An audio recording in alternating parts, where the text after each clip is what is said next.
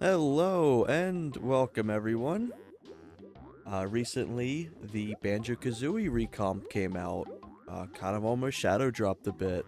So I've been definitely excited to play through some of that. So I figured I'd do some late night streaming. And I'm probably not going to be all one setting, but I at least want to get through a good chunk of this to show off what the Recomp is exactly like showcases. Because this is really cool.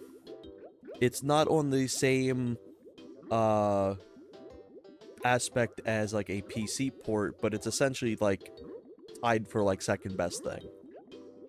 It's usually a recomp is better for the community compared to like a PC port, as a PC port can usually just be one and done and doesn't really offer much mod support, but you can actually have full mod support with this recomp, which is really cool.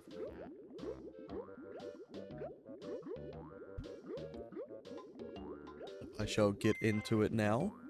I already did a little bit just to test the controls and everything, and I was playing through it last night, and I was like, you know, I may as well just do a full stream for it. But welcome in everyone today. Hope you all are doing well.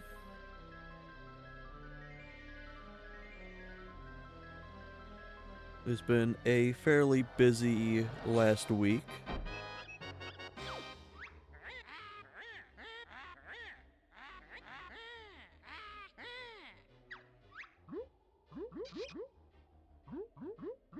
Hey, welcome TH. That was a nice stream you had earlier. Glad to see some Donkey Kong Country 3.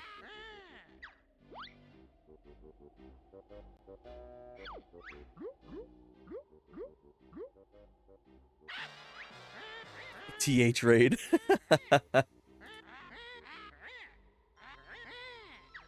Good to see you, Merc.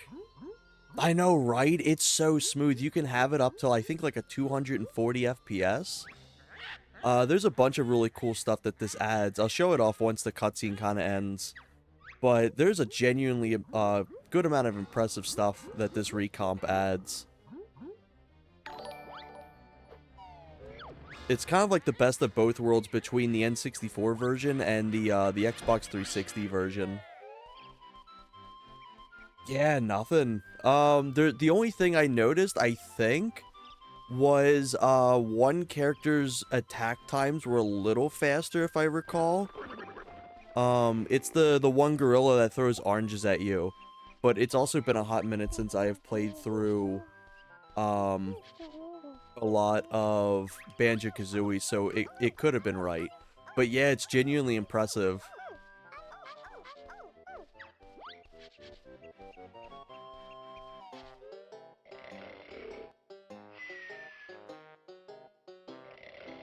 But what's cool too is I had no issue connecting this controller at all.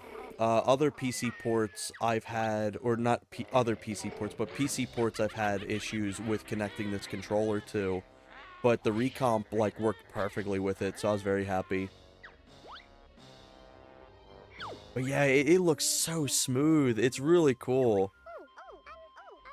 It also supports regular controllers as well. In fact, the default control scheme is actually the one similar to the Xbox 360 version, if I recall.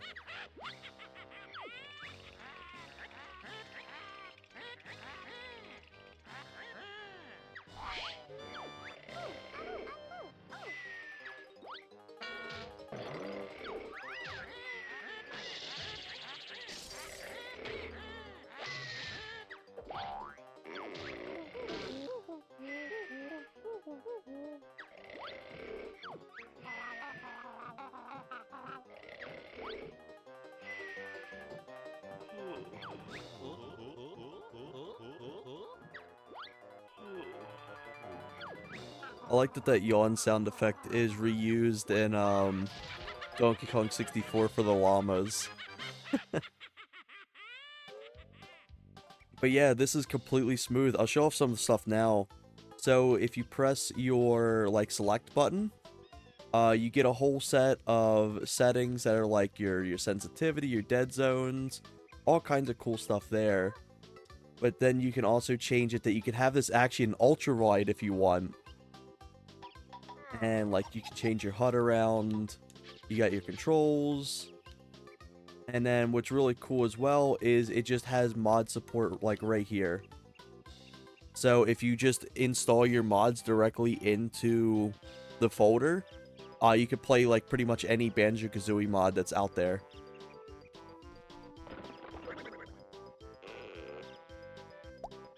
But yeah, I'm very impressed with this recomp.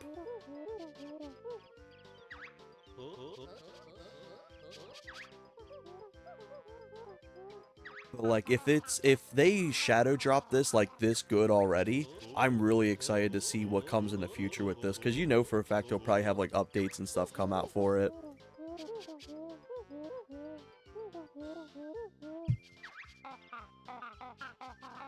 But I played up until what's it, Treasure Trove Cove yesterday, and I was like, man, it's like I wanna possibly like stream this at some point. And I wasn't really doing too much tonight, and I'm like, you know what, that's actually perfect time.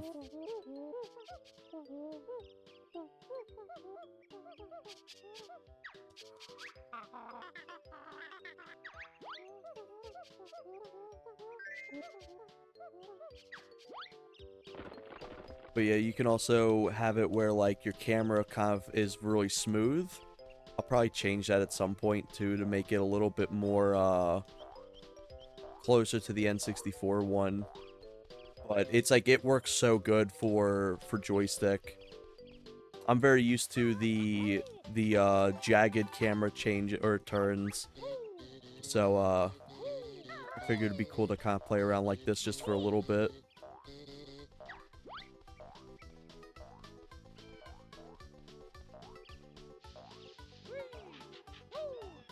There it is.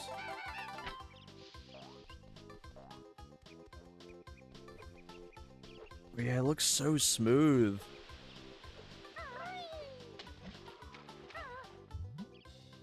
And to my knowledge, so far, there genuinely hasn't really been any issues on like frame rate wise or like graphical errors or anything like that.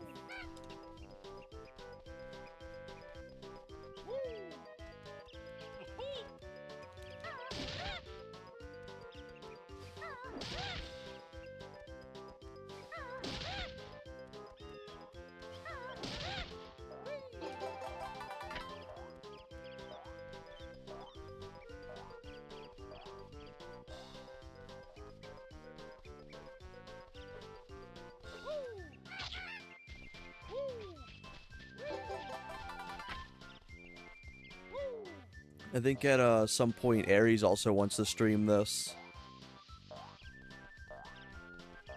I'm definitely excited to see him play through it.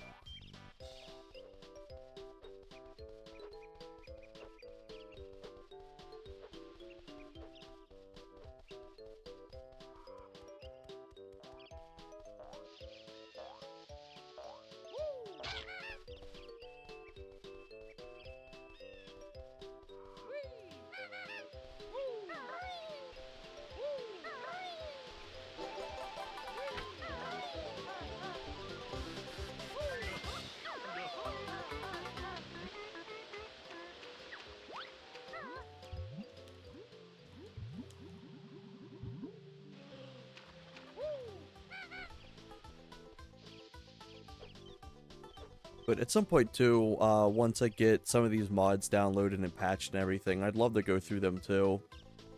Like, I'm pretty sure the Nostalgic 64 is released by now. I was giving it some time to play through it originally, because I know at one point, when big streamers were playing it, it wasn't fully released. They actually have some GoldenEye levels in there too, which is pretty funny.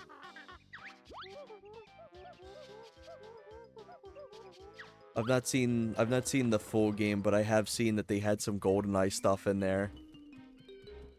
Because essentially you're going through all the like the fan favorite N64 games and stuff like that.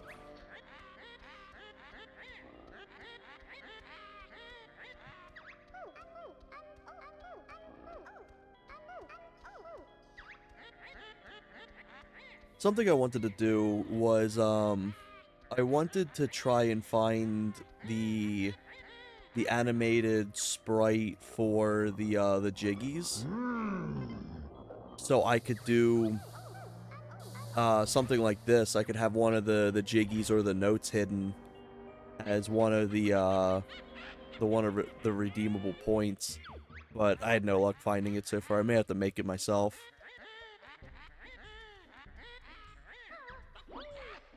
Yeah, it's weird feeling it this smooth.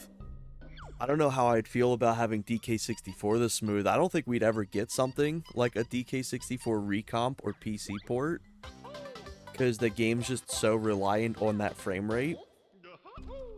But it definitely feel weird playing it, because like I probably played through more of the Xbox 360 version of Banjo than I did the N64 version. So I'm a little used to the smooth frame rate, but not like past what was it, 30 or 60?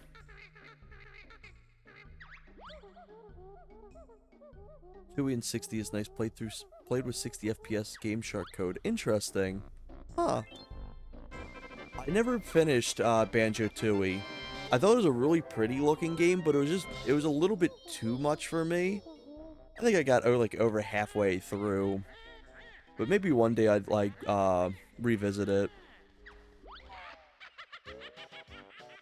I'd probably actually revisit when I go through the Rare Replay collection this year, because that's one big thing I want to do.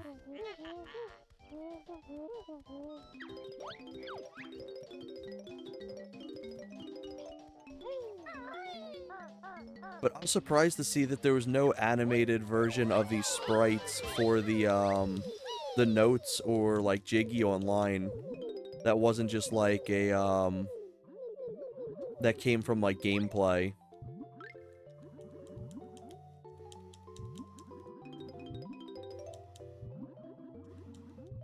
But yeah, it's so smooth looking. It feels like weird but really cool.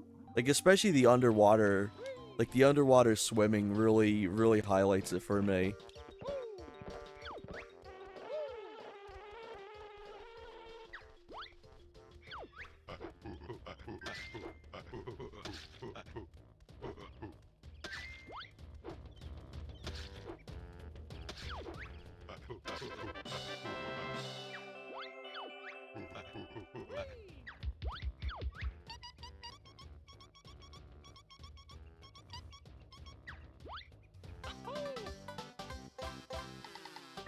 I'm really excited for when the 8-bit Do's Funtastic colors come out for the for this controller. Mine should be coming in around like mid-February, I think.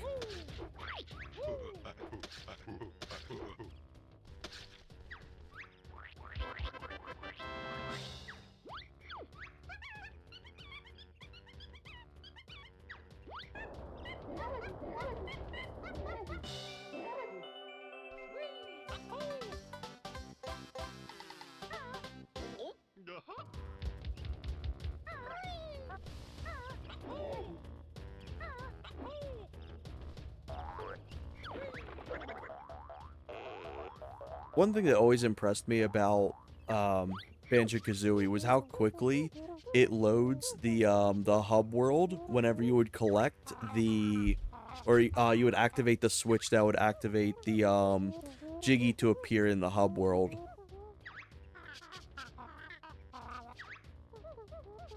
Just always blew me away how quickly the N64 loaded.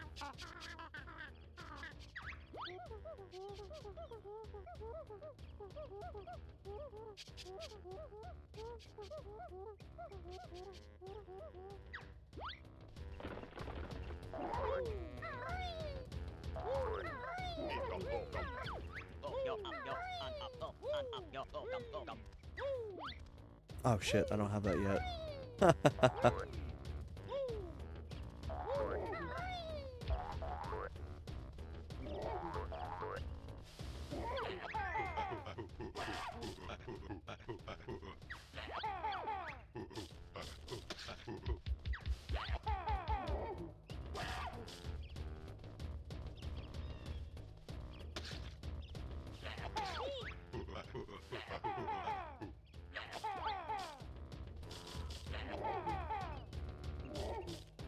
It's gonna be up here. There we go.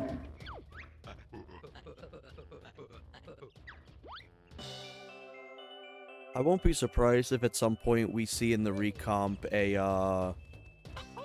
not like a high fidelity mode, but maybe like a high load distance, a high render distance mode, where we can essentially see everything in the map. Is at the moment, it kind of still has the same render in distance as the N64's. So you won't be able to really see things from far away or anything like that, regarding like objects and collectibles.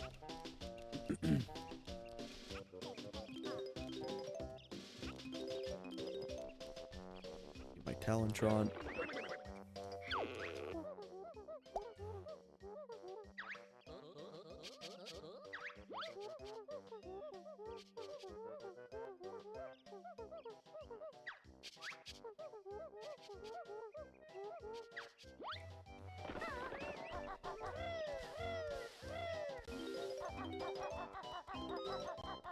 But yeah, Talontrot's never felt so good. It's so smooth.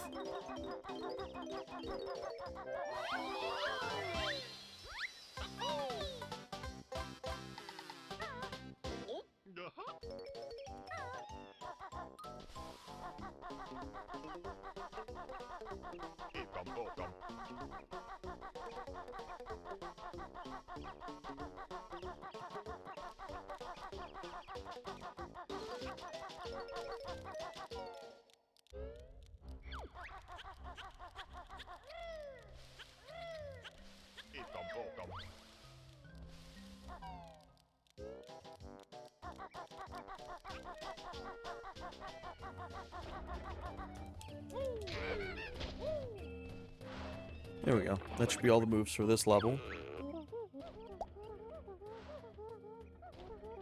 I'm so excited to see Bubble Goop Swamp. It is my favorite level in this game. I don't know why, I always like the swampy levels in N64 games. They're just really cool looking. Like, a mix between, like, cool and, like, eerie.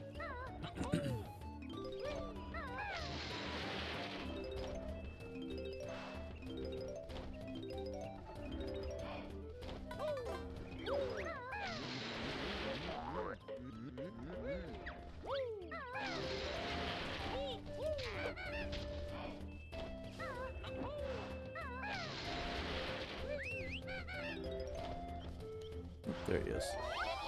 Blended in with the dirt for a second.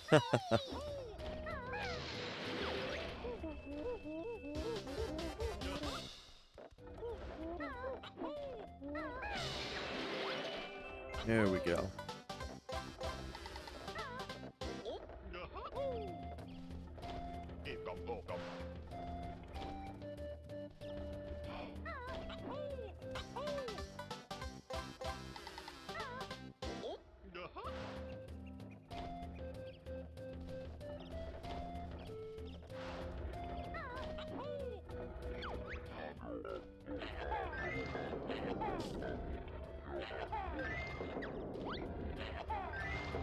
Now you got a hidden honeycomb up here.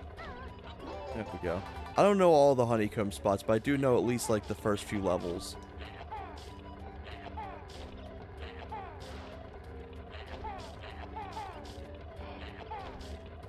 It's going right in his mouth. Huh. Try further out here. There we go. It was going right in his mouth too the first few times.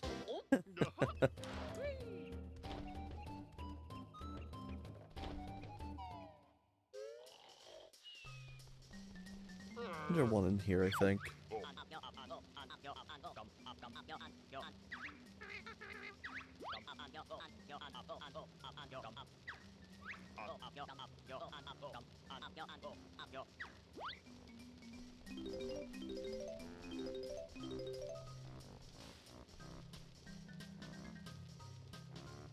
What's the,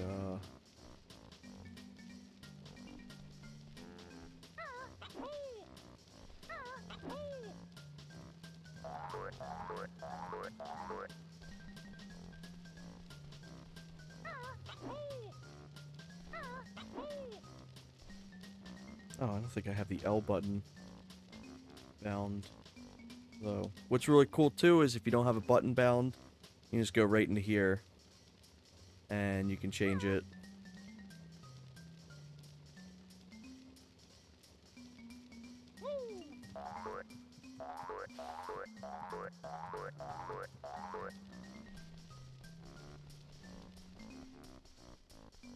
I gotta find the last one now. What one is it? One of these buttons have you zoom in.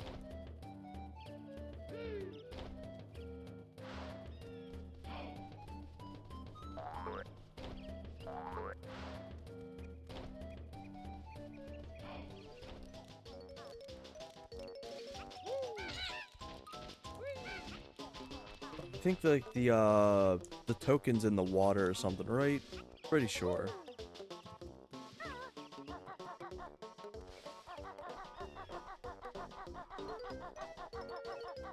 That or it's on one of these hills. I think it's on this hill, if I recall.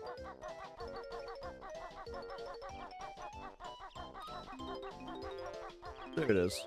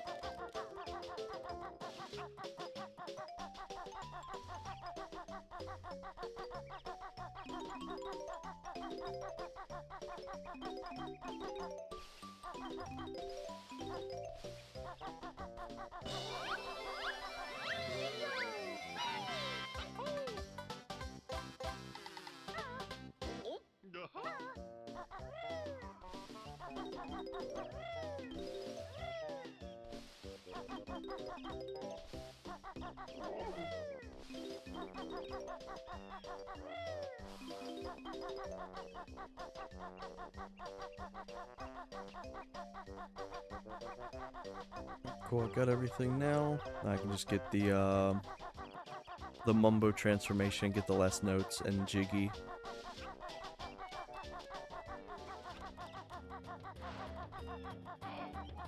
I was always really impressed about just how good Rareware games look.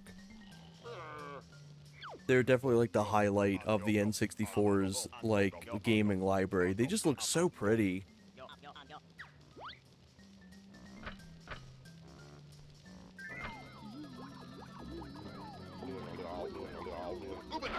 Ubanaka.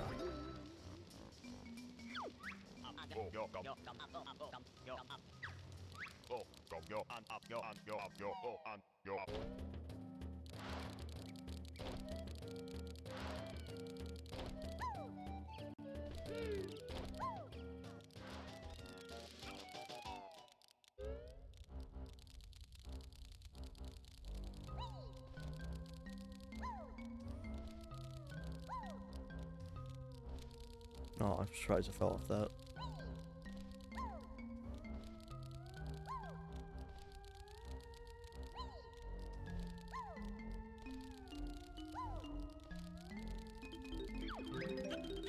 There we go.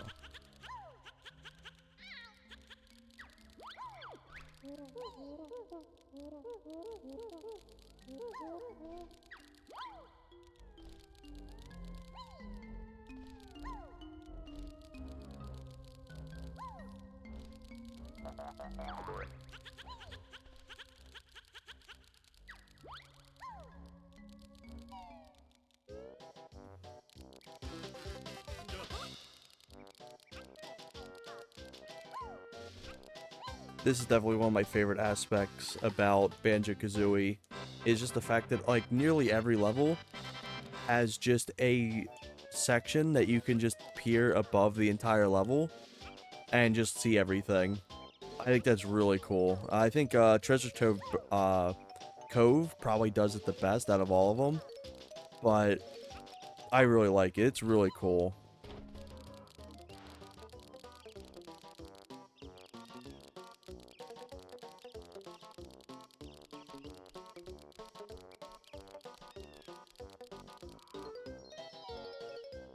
There we go. That's all Mumbo's Mountain now. Except, did I actually do this? Oh, shit, I did not.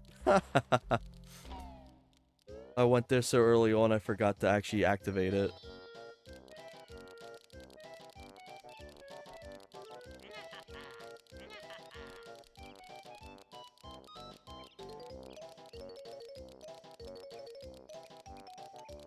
I'm really surprised how well, like, the sprites actually look in the Recomp as well. The only thing that doesn't look as well is the clouds. The clouds are definitely a little crusty. But everything else, like, looks, like, perfect.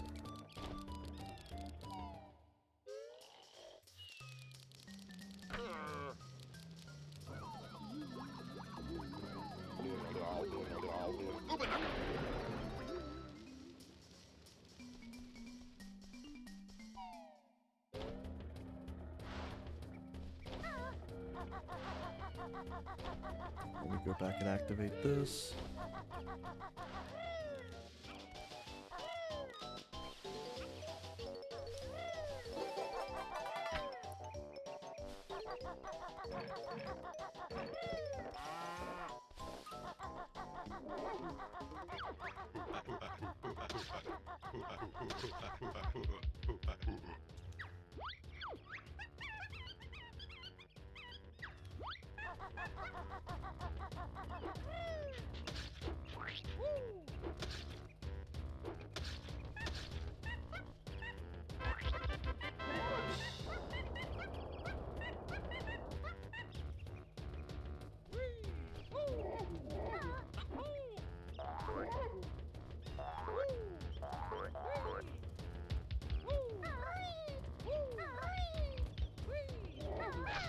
There we go. But yeah, it was always impressive how quickly, like, obviously it's gonna load way faster on, like, emulator and recomp and stuff like that. But it always impressed me how quickly the hub world can just load in.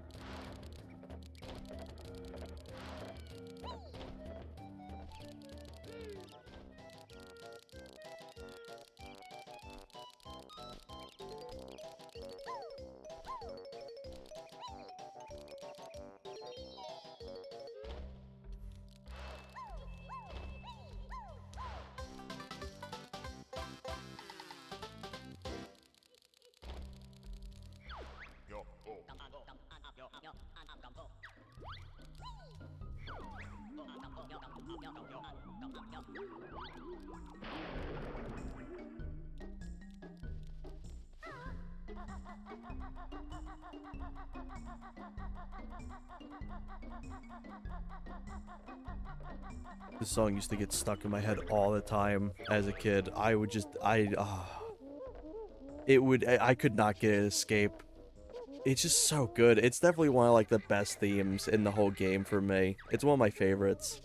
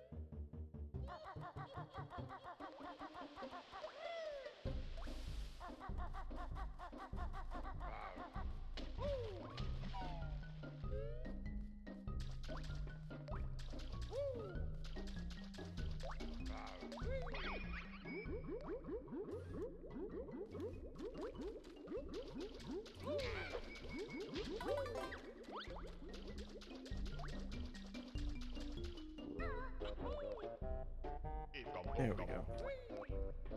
I thought I was gonna slide off that for a second.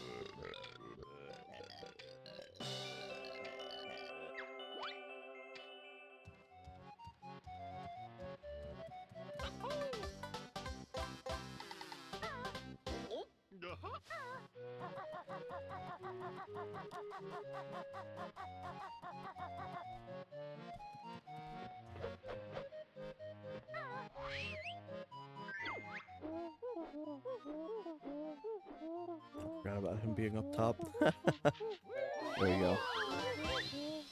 Let me go get the other move now.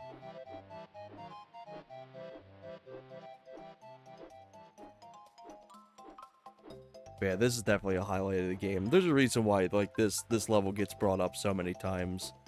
in like YouTube videos and like mods and stuff like that.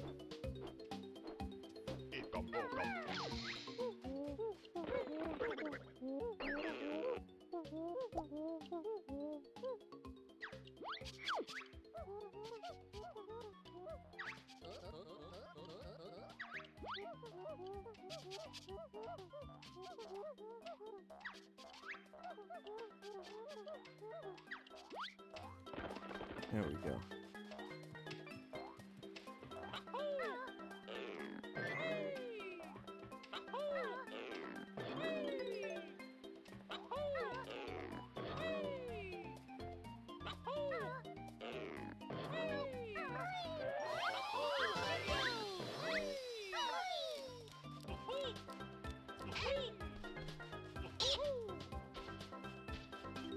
I like the fact it lets you bounce off of it to do the jump too, that gets you a little extra distance.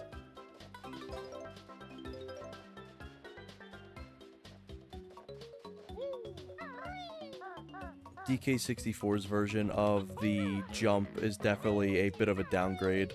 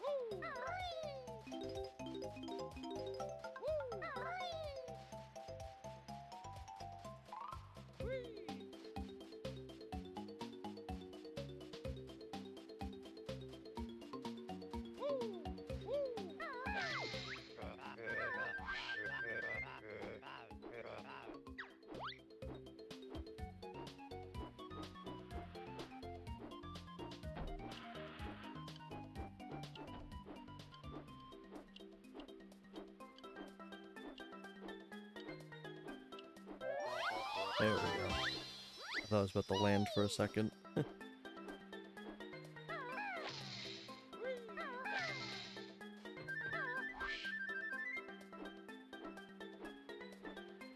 When I very first did this jiggy when I was a kid, I embarrassingly didn't realize that the final spot was like literally behind where it goes into the question mark.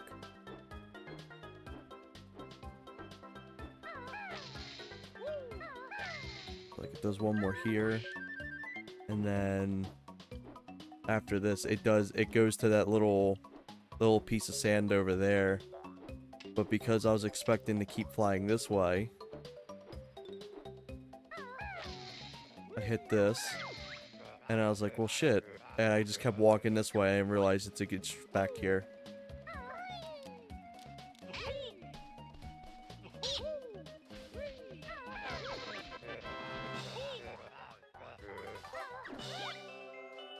Obliterates him. Please open gently. Nukes that man. Fucking hell.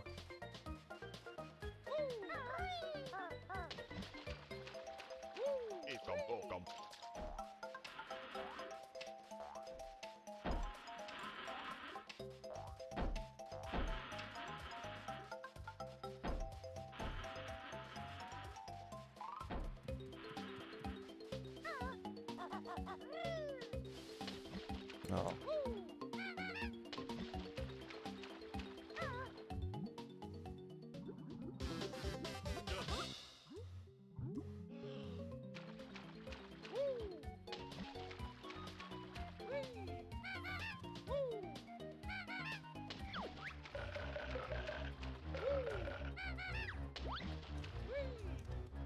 Ah, I got stuck on the ledge. I always found it weird that they did the notes on the side like this and not on the actual, like, ladders.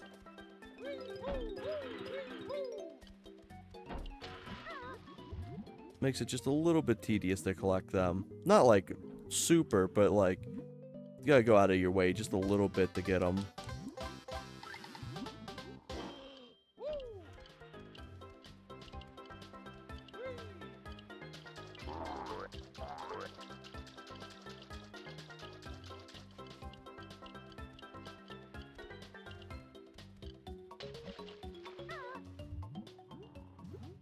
Hey, Edsy, hope you're doing well today. Hope you've been feeling better, my friend.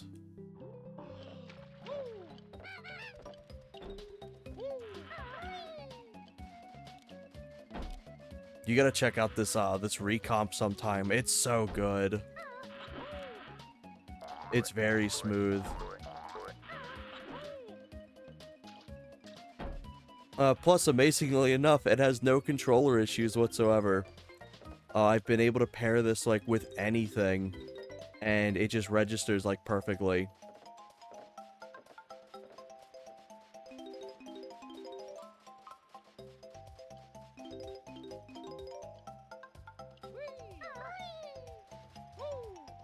Right, time to shit in his mouth.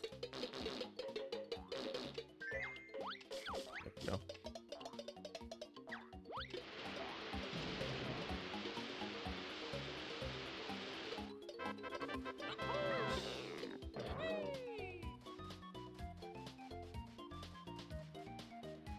Let me get these notes. When I did the test playthrough yesterday, they were the last 4 notes I forgot. Like, let me get them today.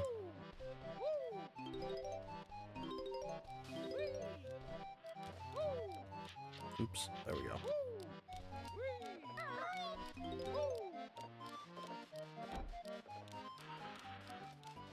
Man, this feels so good to play. It's genuinely wonderful.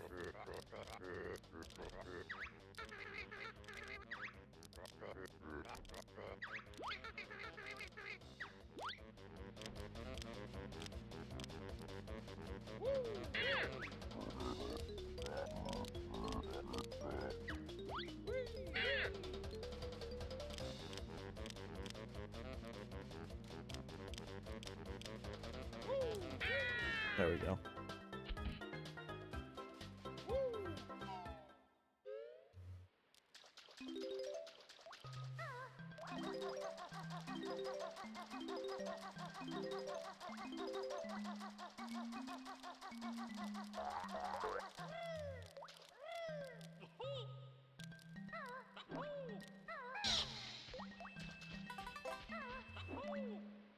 Also, something that always amazed me was just how gruesome it is for some of these enemies to die. Like, they just get obliterated. Their limbs like fall everywhere. Like, holy hell. Obviously it's not gory or anything, but it's like man, I'm surprised they didn't get any pushback on that at all. Especially from like Nintendo at the time.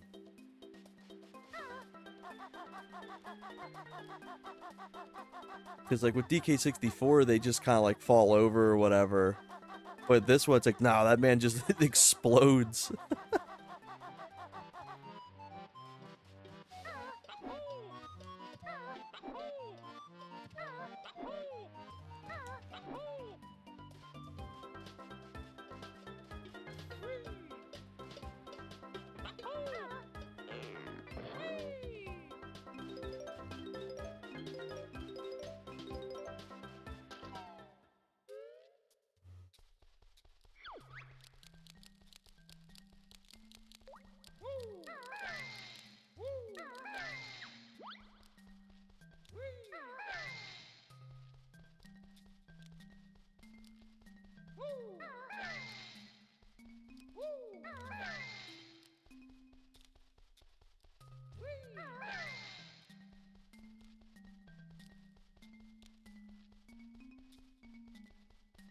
Oh, where is it? Am I overlooking it?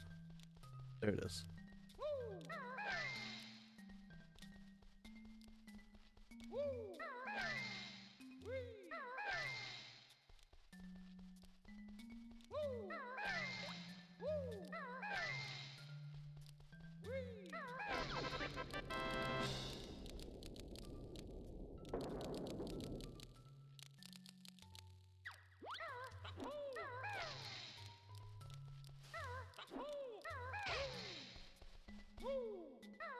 smoked.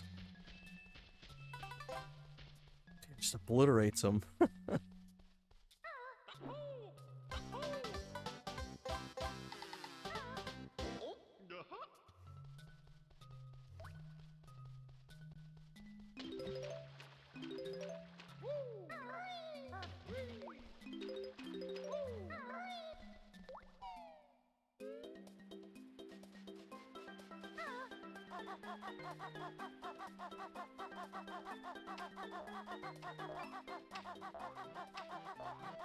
Pretty much just these, I think, left now.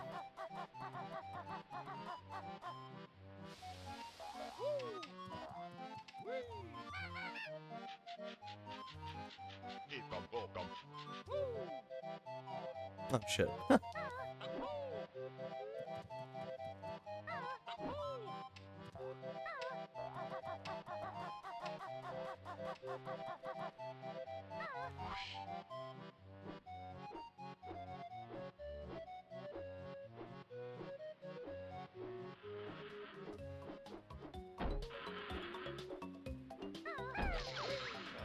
Uh-oh.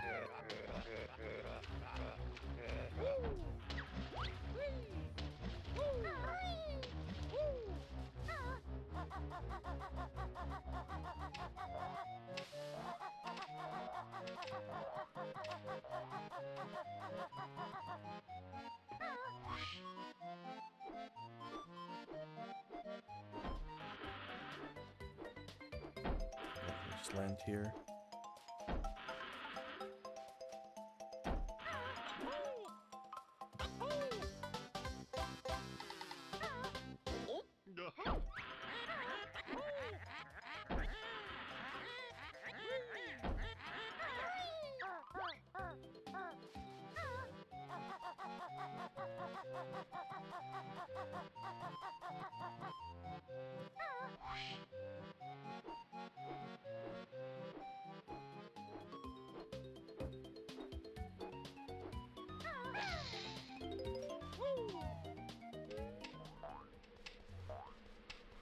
This is always a cool area to me. It's just like you're so high above the level that the music doesn't even reach up here.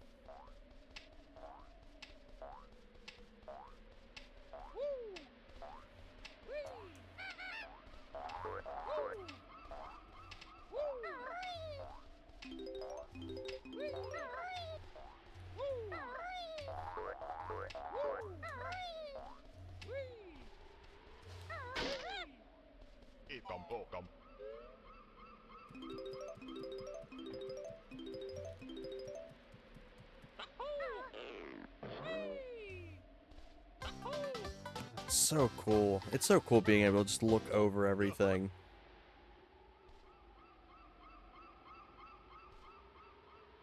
I figure out where my first person view is.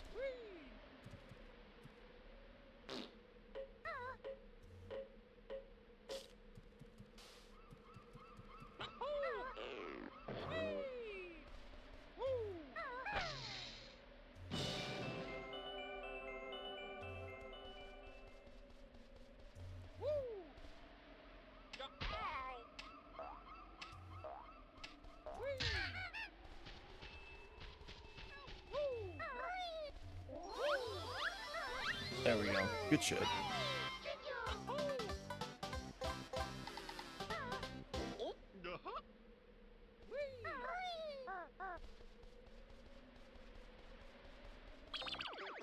I'm missing 3 more.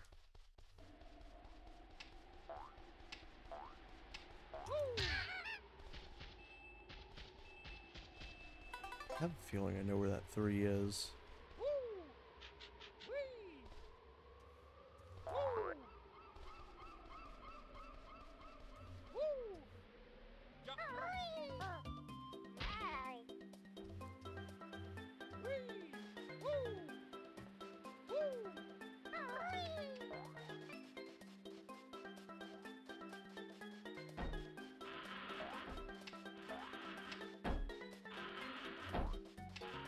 I guess the only thing I'd have to note that may be an issue with the Recomp so far is very occasionally there is a lack of like a sound effect that'll play.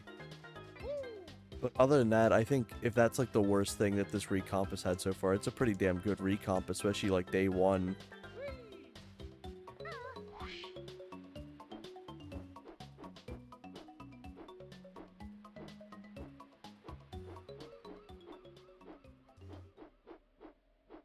I think one of the honeycombs is like hidden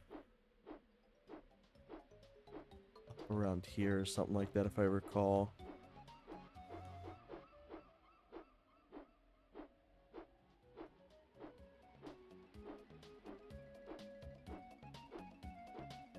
I do notice that there's some extra stuff on the shark bait island.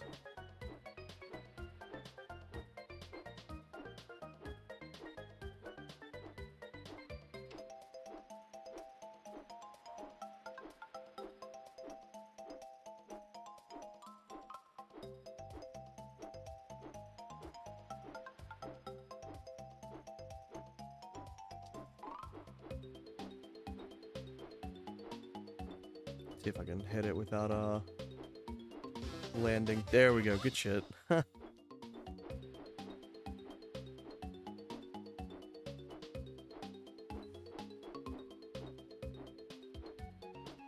if I could see it just flying through here real quick. I won't be 100%ing every level or anything like that, but I do like to collect as many resources as I can early on into games. I know there's still a token here. There we go.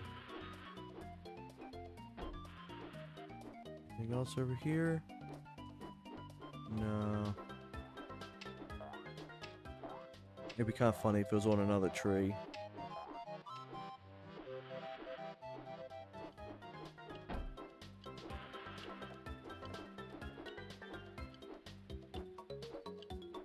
Oh, there they are.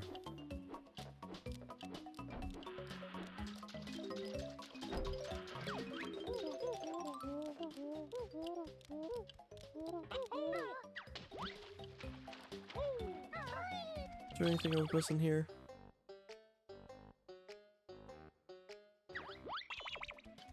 I think there's a few more I was missing. I'm fine with coming back for that.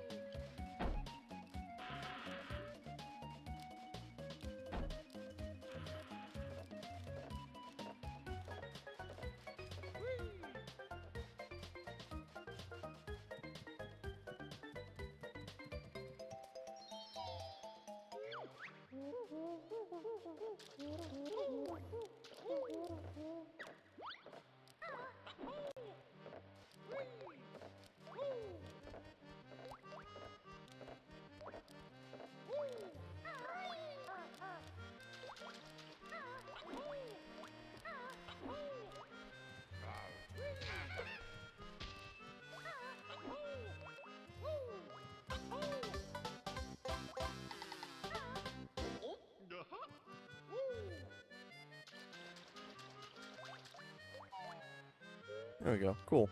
Got through a second level now. Already through 2 levels in just like an hour.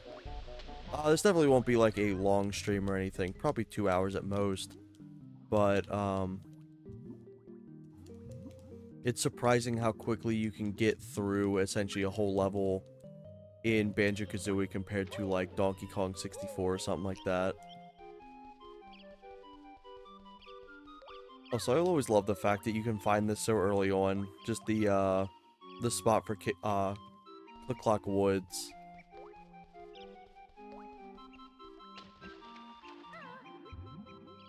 That gives you an idea of what you need and how many pieces you'll need by the end of it.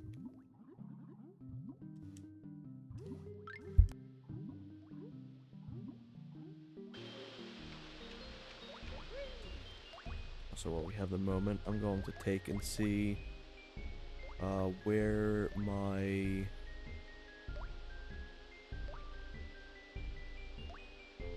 what's it called? The first person camera button is.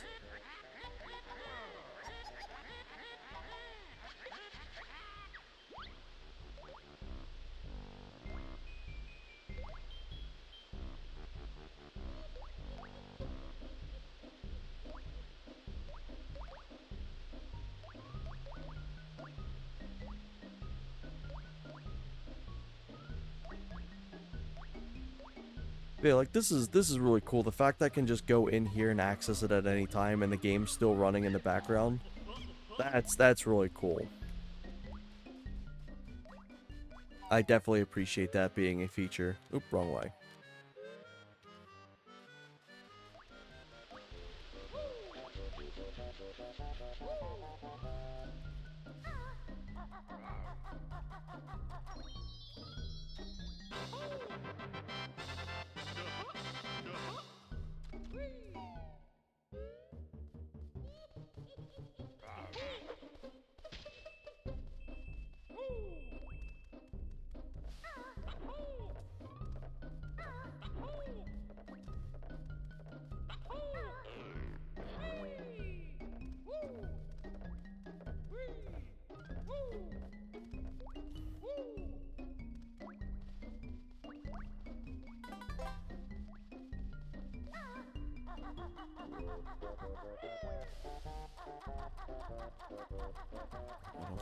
I don't think that leads to the what's it called? The level unlock.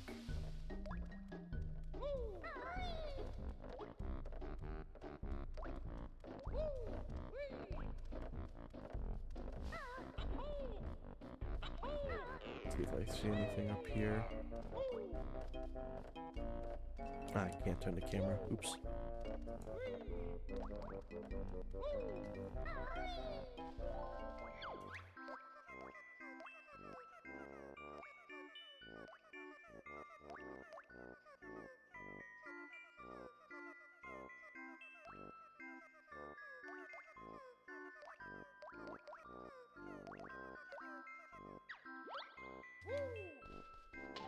At some point I'll probably go through and either write down or like screenshot everything she says. I'm terrible with memory. That's the one thing that always throws me off with Banjo-Kazooie is the ending, where you gotta do the Grunty's Furnace fun. I can't remember shit. So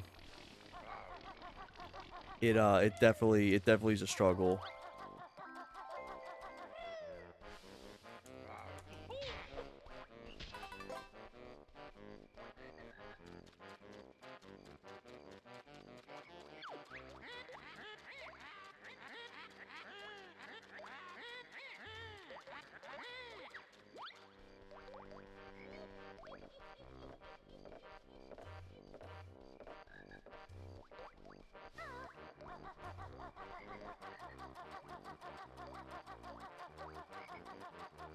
It's Clanker's Caverns is the third level, right?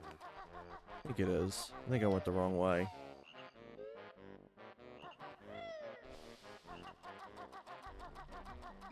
It has to have been like a decade since I've done like a full playthrough. So I definitely can be keen on forgetting where to go. Clanker's D3, thank you.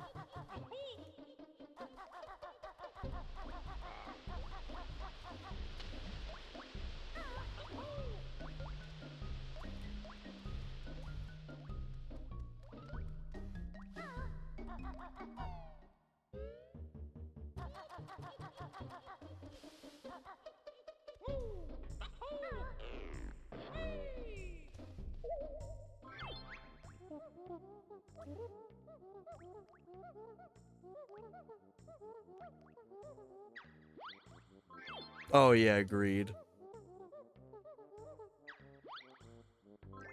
There we go.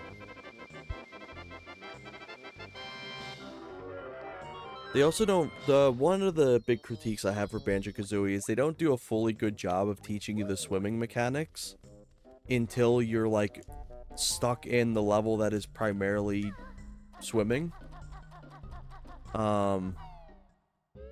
Because like at most you have the little tiny section in the tutorial area and the little tiny pond in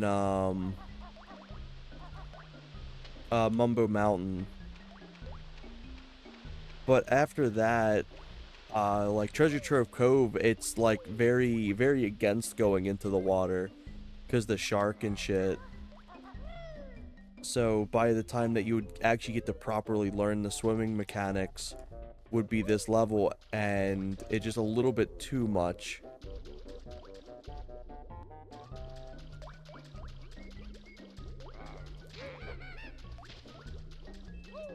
I don't know why I'm forgetting where exactly his location's at. I see it in my head, but I don't remember exactly the location. It's not in this location, is it? It's in the next area, right?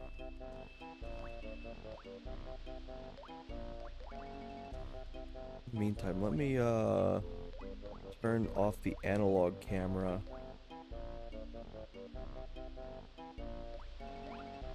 Okay, there we go. Now I got my first person in. Above the pipe you're in. Oh, thank you. I would have completely missed that. Thank you.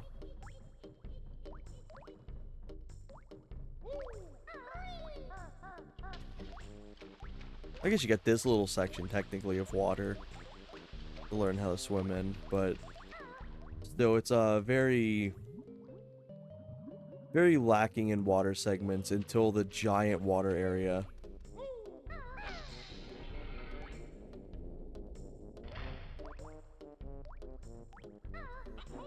Oh, I appreciate you for that.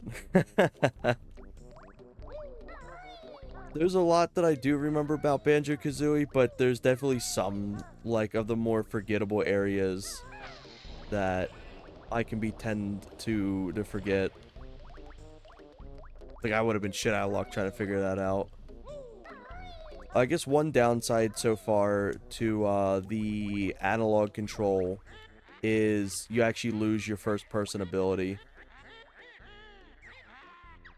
Let me...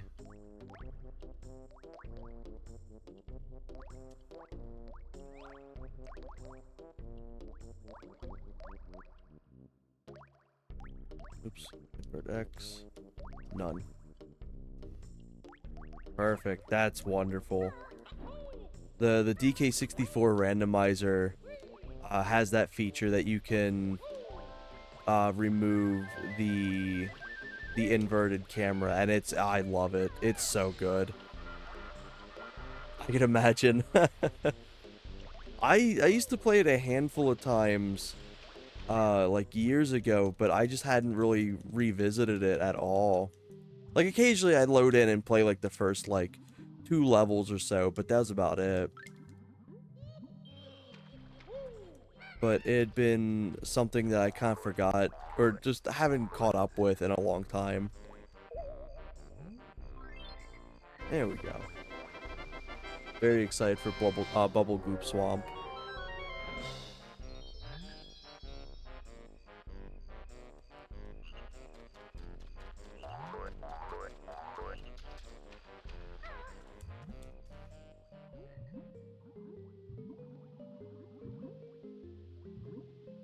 Yes it is. It actually does have N64 support, which is really cool.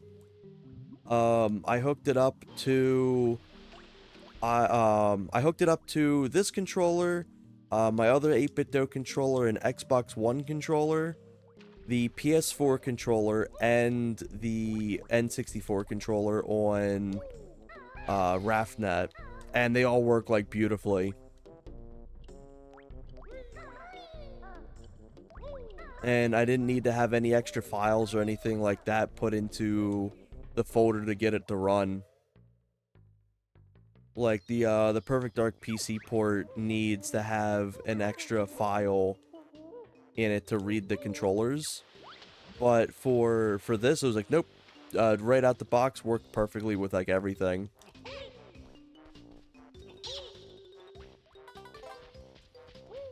So, very impressed.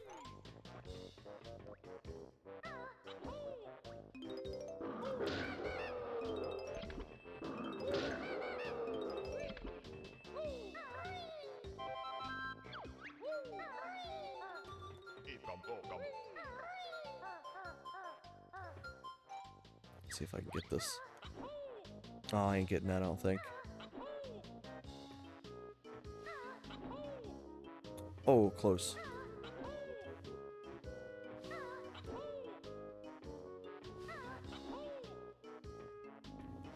give it one more attempt. One thing I do really love is the fact that Rareware nails this like sewer aesthetic really good, like this foundry kind of like rusty aesthetic, like better than most, I think. Like DK64, Golden Eyes, Perfect Darks, they all look so good. One of the few games that I like sewer designs.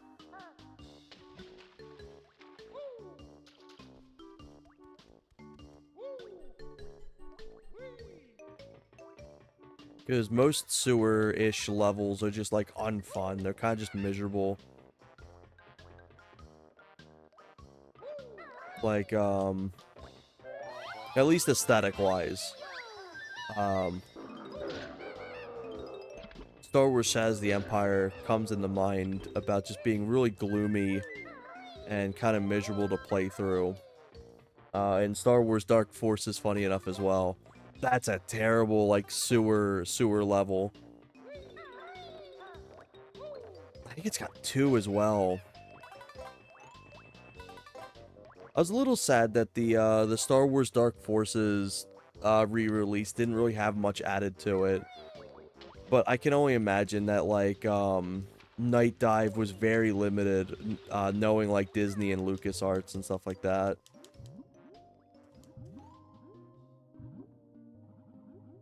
Everything else they can add a little bit of like extra world building or levels to. But like with Star Wars, it's probably they probably have to like add like new lore and everything like that or whatever. And it seems like Disney's very particular about how lore is added in the new Disney acquired like Star Wars universe. Jahir, apparently they're working on like maybe doing like a re-release or like a redesign of the sequels or something, or just like getting rid of them entirely. I'm not sure how accurate that statement is, but I heard they're wanting to do something like a new trilogy or like a redesign of it, which I hope so. The trilogy had the sequel trilogy could have had some really cool stuff added to it, but it just fumbled really hard. Doesn't help that like half of the episode 9 is locked behind Fortnite events.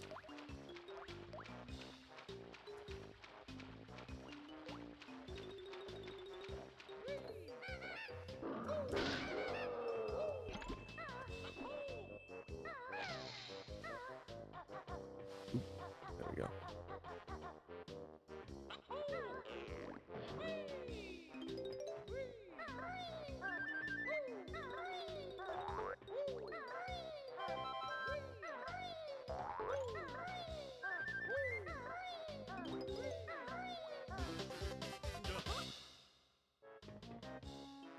Yeah, like the the fact it's like it's tied behind actual Fortnite events.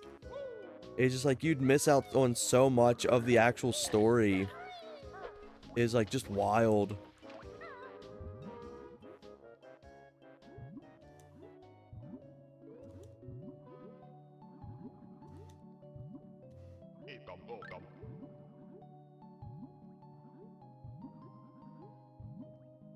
Star Wars isn't fully something I keep up on a lot. It was something I really loved as a kid. And every now and then I'll kind of like go through and like catch up on like maybe what's been added. I don't like really watch any of the shows or anything like that, but I do like to like at least be like, oh, okay, this happened, this show released, stuff like that. Kind of keep up on what's going on. But I always really liked the prequel era. Like I love both the prequel and the original trilogy. But I thought the prequels had so much cool stuff introduced. what the movies kind of lacked, the extended universe and everything like that really added to it.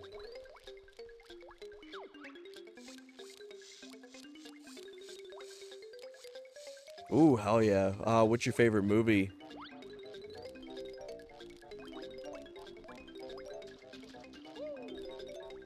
I know most people probably just say, episode 5, but it's always neat hearing what people like. Ooh, okay. Hell yeah. Yeah, that's such a good movie. It's like a really fun movie too. I ended up watching a I think it was like a 4-hour documentary the other day when I was at work, because I usually throw on my earbuds when I'm at work, and I'll just have it play in the background. Can I jump up here? I think I do. There we go.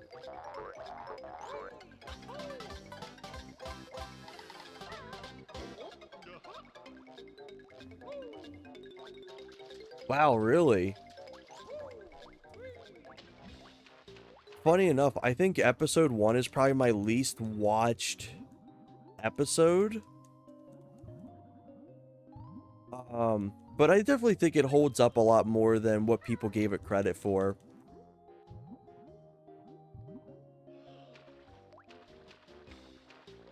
Yeah, Attack of the Clones has so much cool extended universe stuff, but that movie is definitely not, like, did not hold up whatsoever.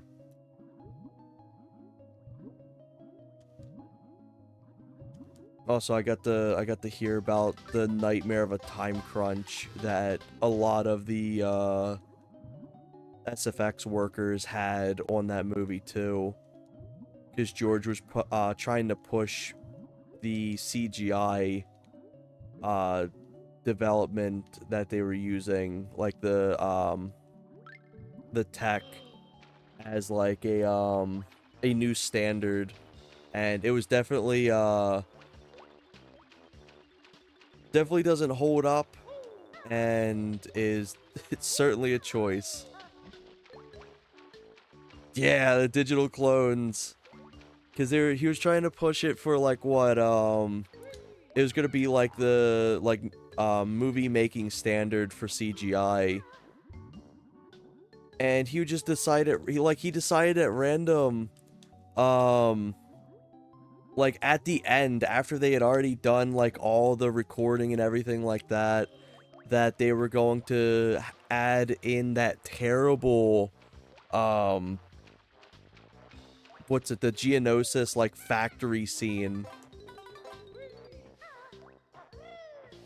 and like you can, oh shit, I like sank, holy shit. You could tell that thing's like rushed, like those poor workers. Yeah, fully agreed. If like George just accepted any sort of help, I think that movie could have gone better. I hit this. I can't remember what I do there.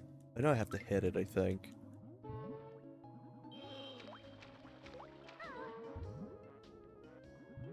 But yeah, there's definitely like George Lucas's like most awkward writing.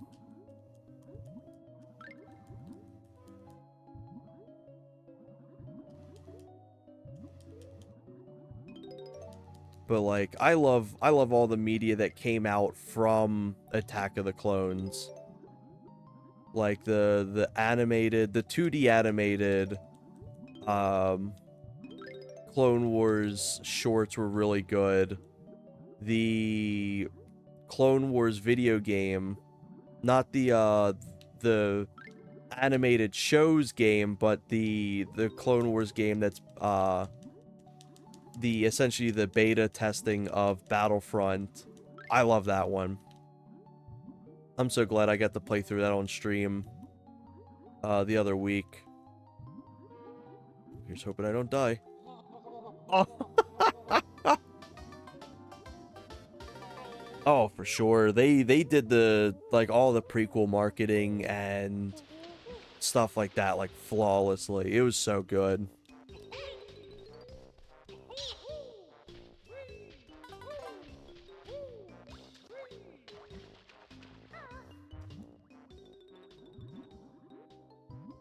It's definitely my favorite time frame in Star Wars.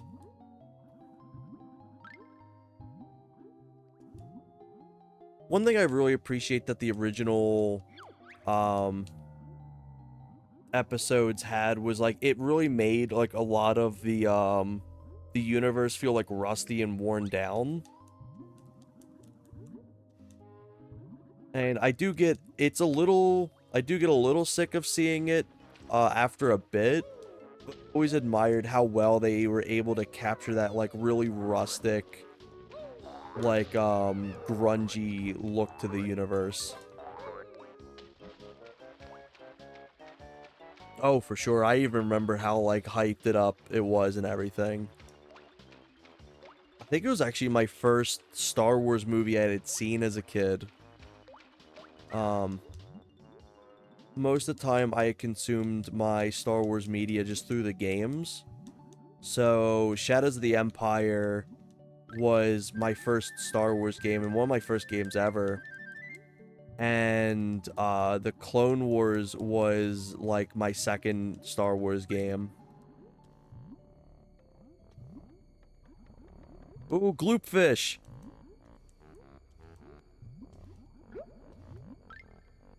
There we go. Thank you, gloopfish.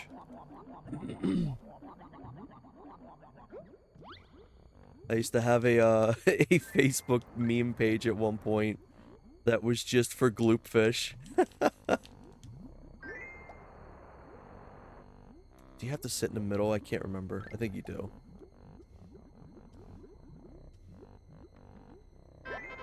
There we go. Oh, really?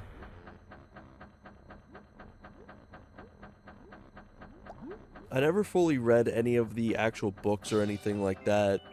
No, I did. I did read a little bit as a kid. Because it was my excuse to read books. I was like, oh, look, I'll read a book. And it was that. So hopefully I make it up. But I don't really remember any of them. The one thing I did read, though, was the Shadows of the Empire comics and stuff. But they're more like comic book.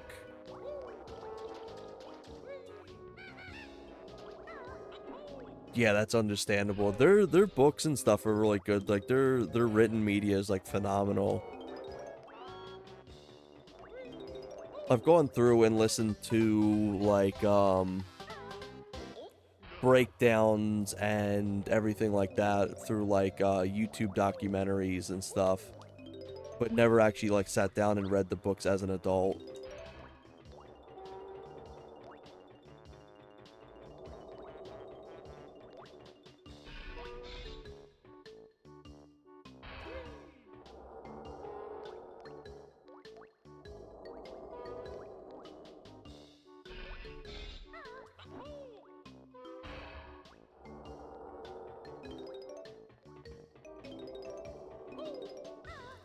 Oh shit.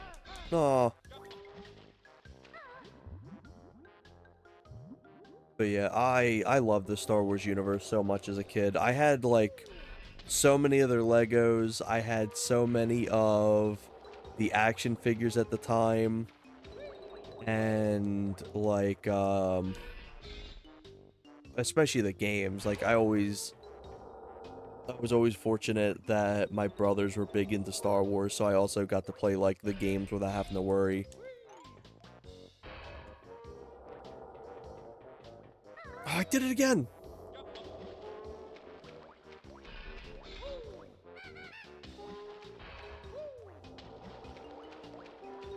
After playing through Star Wars The Clone Wars the other day, it definitely didn't hold up fully as well as I had thought.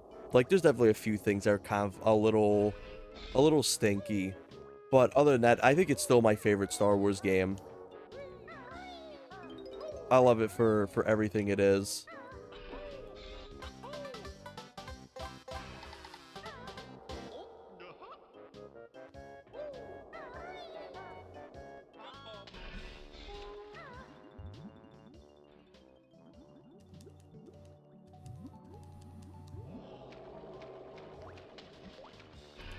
But I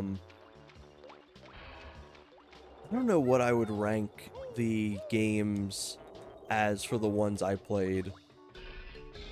Star Wars Episode 3 was genuinely, like, phenomenal. That little, like, hack and slash game. That one was so cool. I was debating on streaming it at some point, but I'm like, oh, fuck, it's got actual, like, it's got actual, movie clips in it. I don't know how well I'll be able to stream that. I have to see if I can actually skip the scenes. But that game was so cool. That game holds up really good. I actually played that last year. Cause Adzi was talking about it. And I played through a little bit of it. And it holds up super well.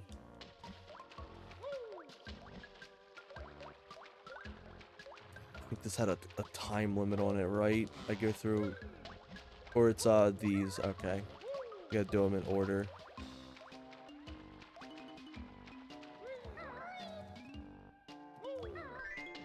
Oh, I'm good on that. These rings always like to be a pain in these N64 games. I'm good on that. Donkey Kong 64 has traumatized me enough with those damn rings.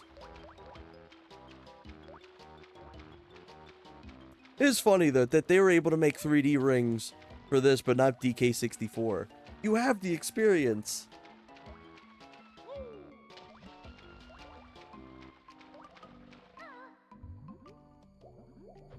Speaking of things I'm surprised that was passed by Nintendo is the entirety of Clanker.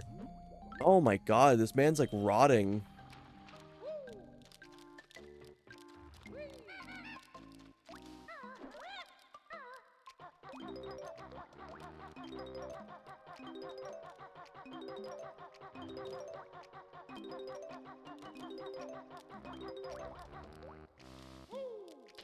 There we go.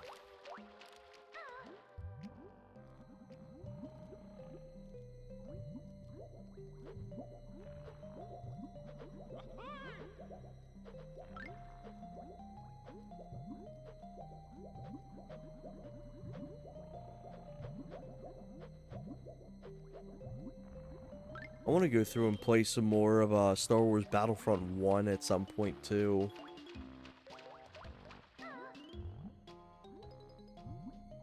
I've played a ton of 2, and I have 1, but I always just stuck to 2 more just since it was technically like more of a game.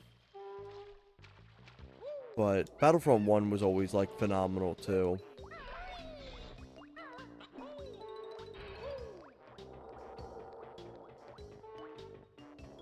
I always like the 2 levels that Battlefront 1 adds of Renvar. They're some of my favorites in the game. I love the one that you start off with I think it's like the ATSTs if you do the Empire, and you got to go across like the whole frozen lake. That shit's so cool. I love that so much. That's one of my favorite concepts for a Star Wars level.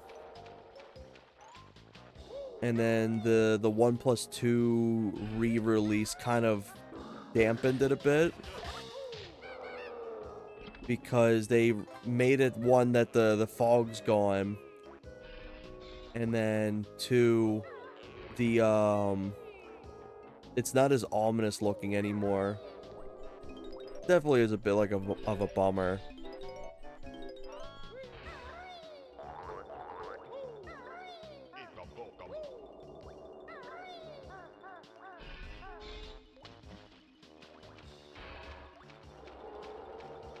I don't remember how you knock his teeth out. Or there's something that you can do that hits his teeth. I think I actually already entered this way. But yeah, I definitely want to give a playthrough of episode 3 at some point. Like, that's such a good game.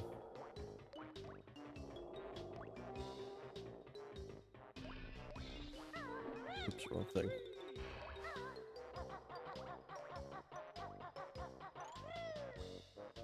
Oh, I forgot I can't just do my double jump out of that. Oops.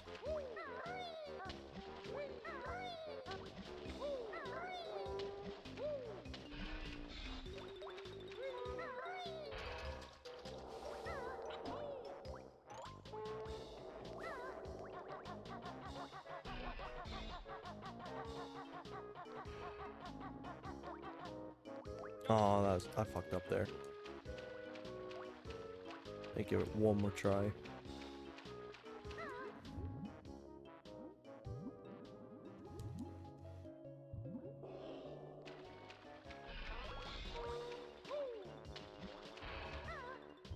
Oops.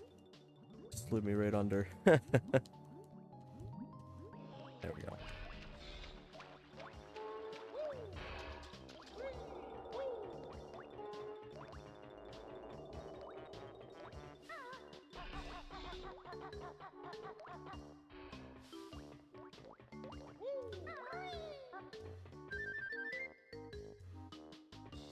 What do I do for that?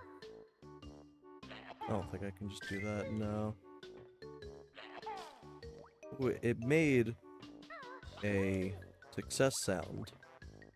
We gotta do some more. Yeah, there we go. There we go.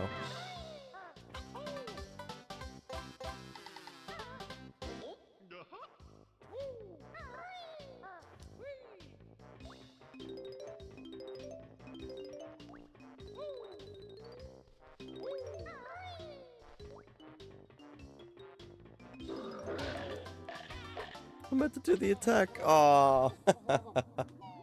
You know what? That may be a good sign to go to the next level. Get me out of here. Let me go to a fun level.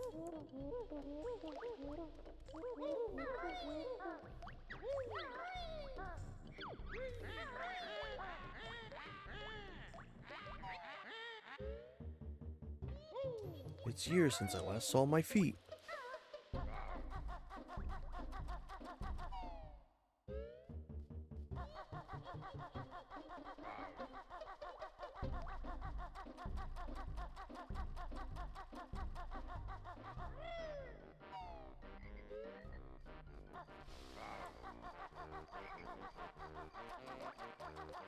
I don't think there's anything I learn in Clanker's Cavern. I know there's stuff I learn in here.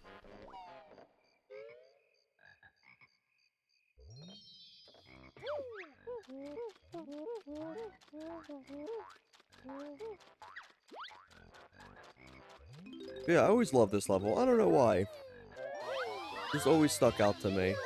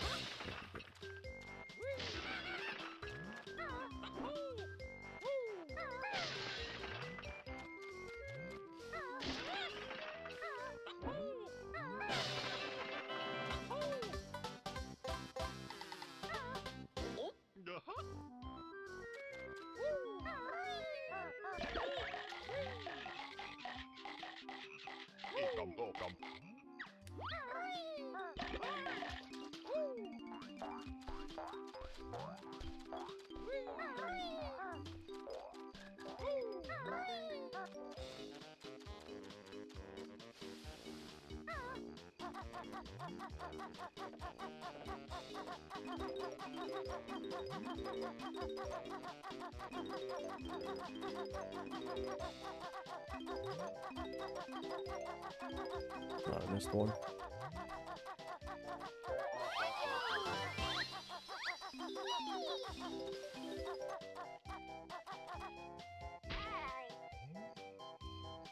Where am I? Oh, there I am. I remember this guy being a little bit of a pain, I think. He's got... Oh, wait, no.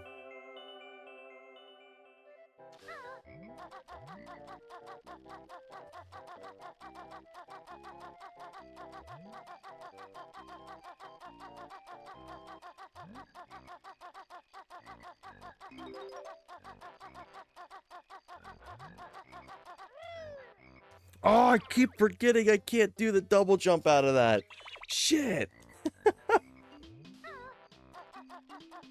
Oh, DK64 is taught me I could just jump out of that.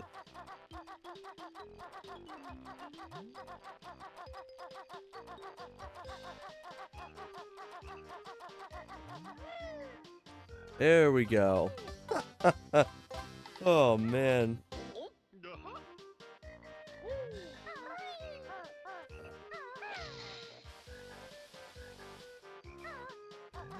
I always like using the camera angles for my direction when it comes to running on stuff like this.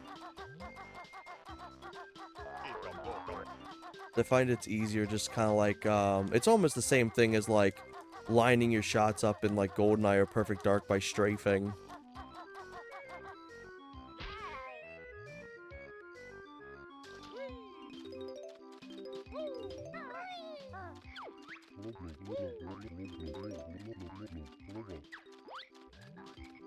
I love this guy.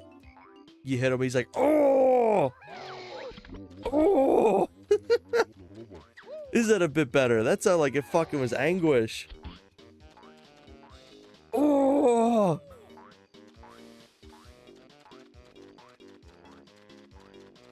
Funny enough, I'm probably gonna die to my own goofiness here. Oh!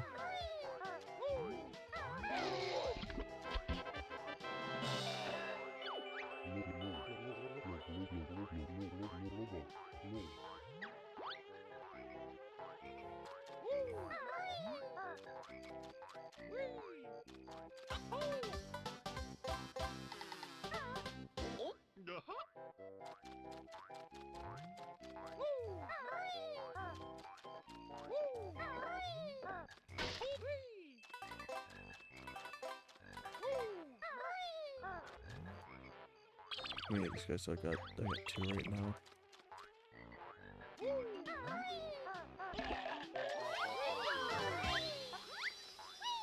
Like this island here is shaped exactly like him.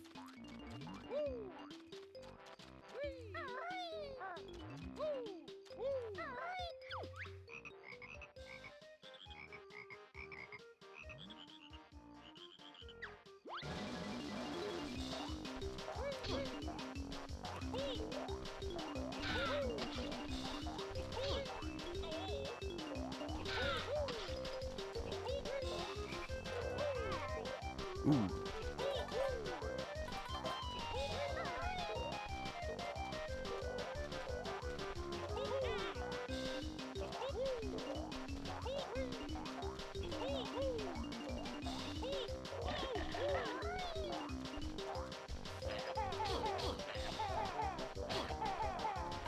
Aw.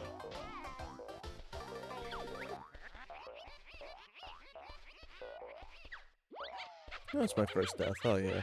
No, it's my second one. What am I talking about? No, it's my third. Oh, shit. I forgot I drowned.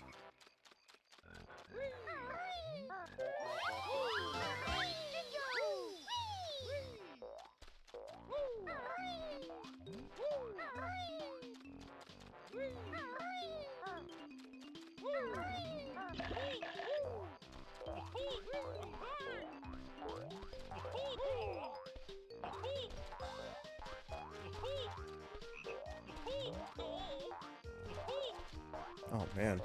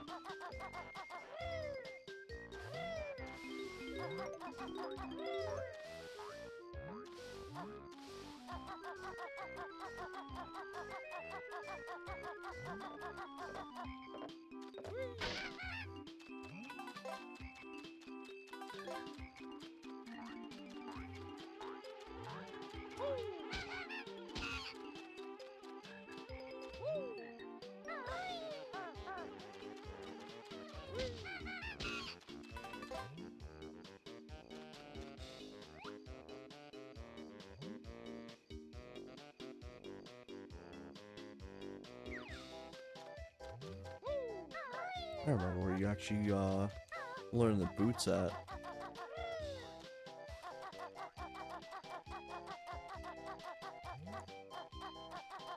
I have a feeling I actually passed the little dirt mound. I feel like I did.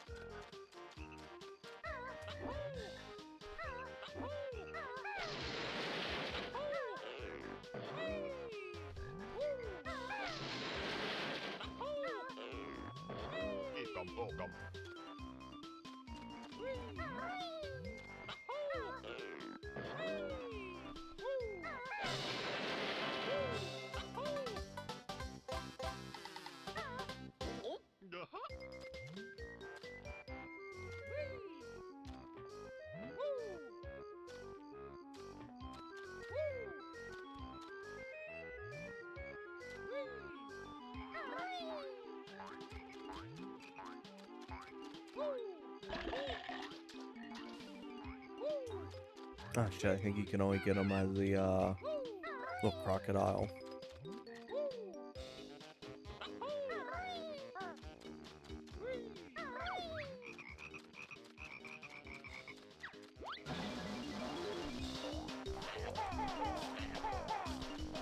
I don't know, that's the last time.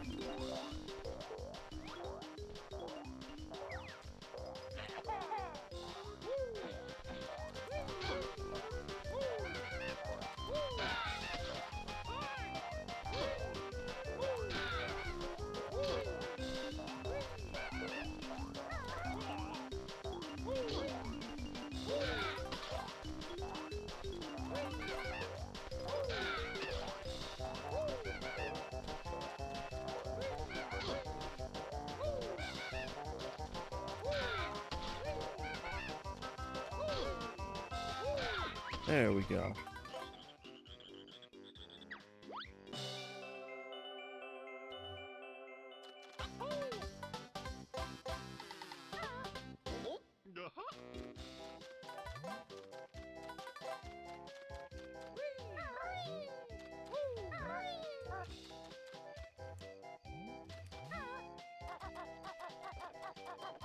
Let's see if I see the dirt mound at all up here.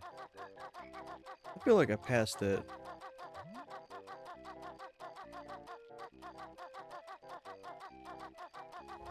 That or it's like early into the level, I'm just forgetting.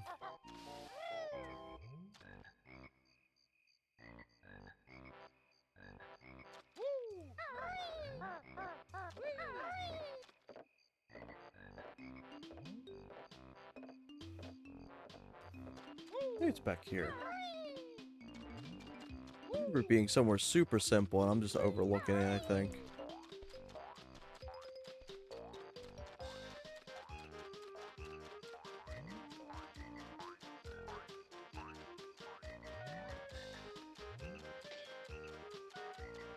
There it is. Right at the beginning.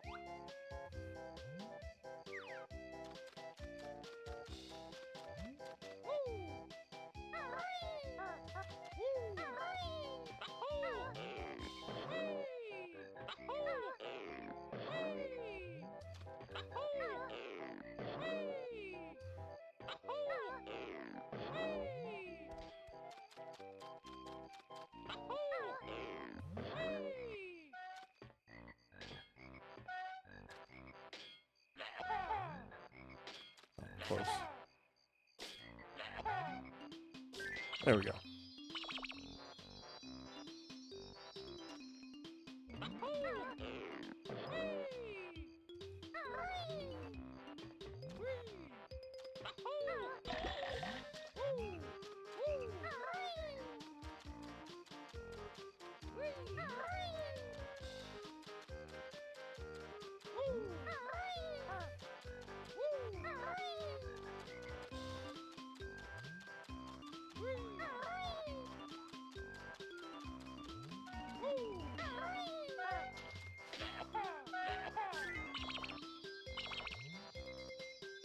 I think he's the last one.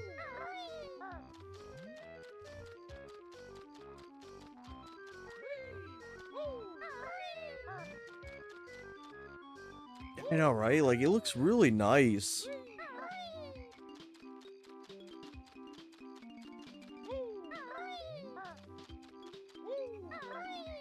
I'm genuinely impressed with just how good this is.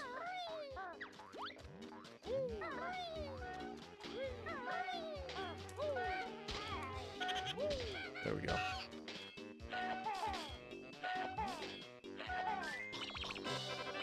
There we go, I was right.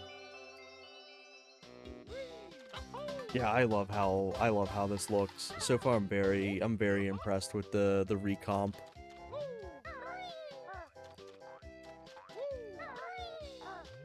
And like little to no frame rate issues. Everything kind of stays in place. I don't gotta worry about it like having like issues with an uncapped tick rate or anything like that. It's put together like really well. The things I got here. Totals 6 out of 10. All right, now it's just the one section over here with Mumbo.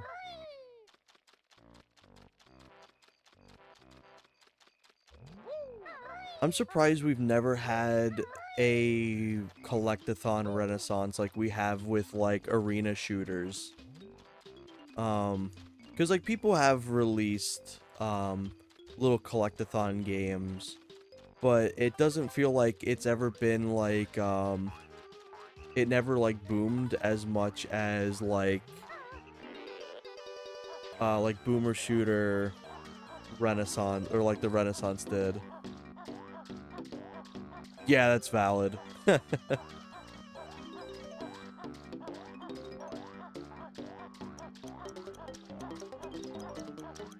There's a few games that have actually like really cool collectathons, like the what's it, Yellow Taxi Goes Vroom? That was a really fun collectathon. You actually control like a little RC, or not RC car, like a wind-up car. And it's essentially Banjo Kazooie on wheels. And that one was really cool, but you don't really see too many games that come out that's like collectathons, and two, you don't see that many that like actually execute it well. There's a few I've seen that release that look like old N64 games, but they just don't really nail the art style or like the gameplay feel. Also, is there's something up here? No, not this time. Yeah, exactly. I mean more for like indie devs too. Because I don't expect any like AAA companies to ever really release anything like that at this point, sadly. But I'm surprised like indie devs haven't really found a good way to nail the art style or like gameplay. I think there's one that was like Kiwi 64 or something like that, and there was a Goat Kid or something like that. And they're fine, but they just don't feel as like, not, I wouldn't want to say quality, because that's kind of like a harsh statement. But like it just hasn't felt the same as like an actual N64 or like PS1 collectathon.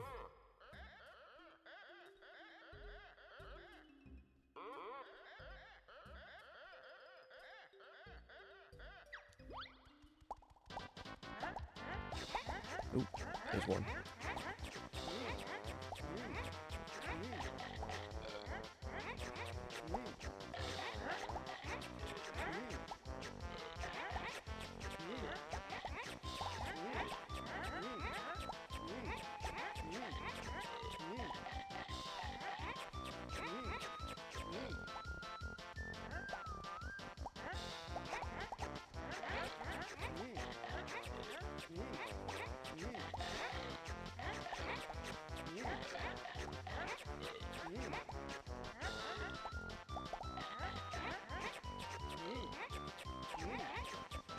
If I recall, those boots, those little running shoes, are one of the only items that you actually have to come back from a later level for, if I recall.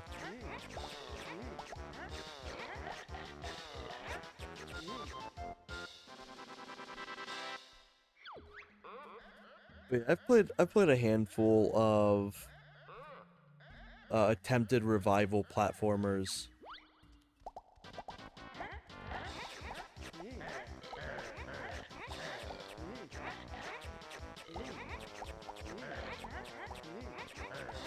But none of them really stuck out, except Yellow Taxi Goes Vroom. That ended up being one of my actual favorite, like, platformers. It's just a lot of fun.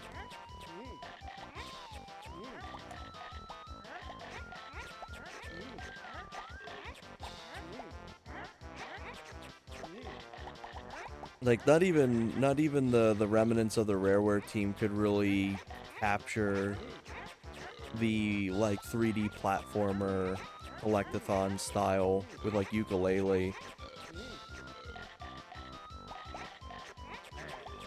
I hear the remaster, the redesign, Yuka Replayly was pretty good. They fixed a bunch of issues.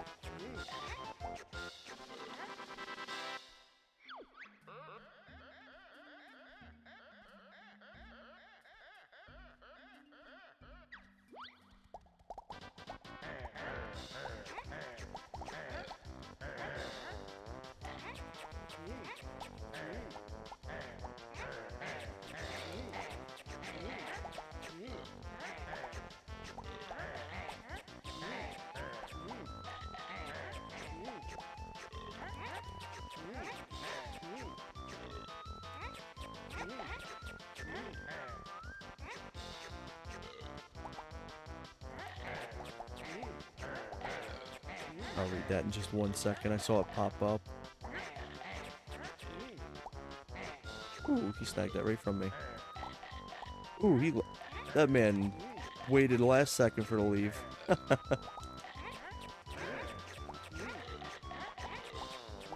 Aw, you kidding me? Come on, swap over, please, please.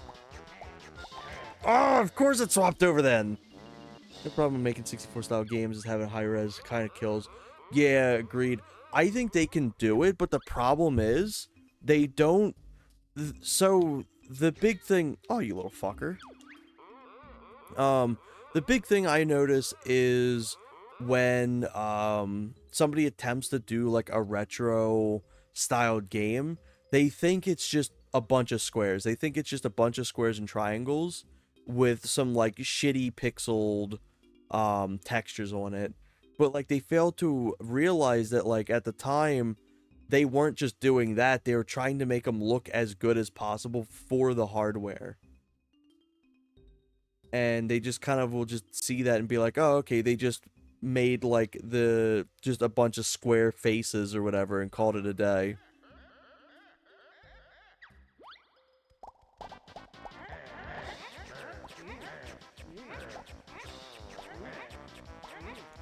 Yeah, eat shit, you ain't getting none of them.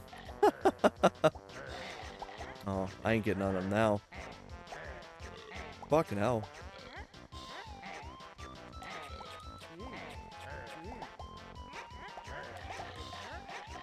Oh my god.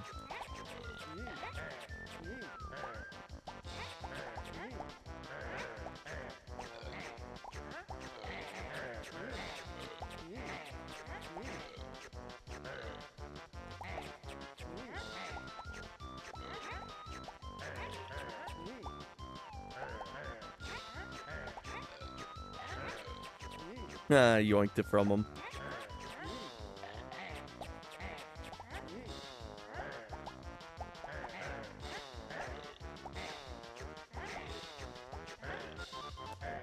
There we go. Good shit. But yeah, like, you know what I mean, where it's just like, it's just, they think it's like retro graphics just means shitty. But just like, you look at this and it's like, you clearly can see that like there's a bunch of moving assets. The models are very fluent. They're very polished, especially for the time. And it's not just all squares and triangles. Like they made it look as, oh fuck, there's another one.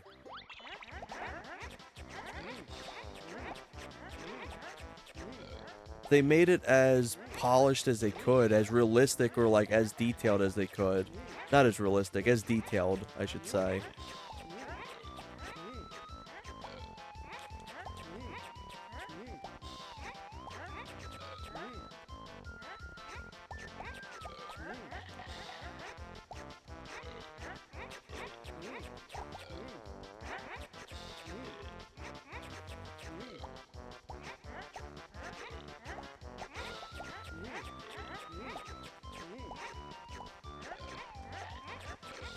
Yeah, exactly.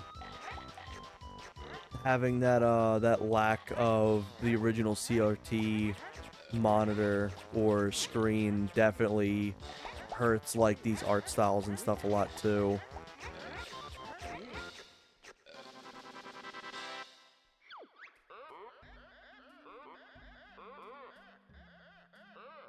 Who wins all games?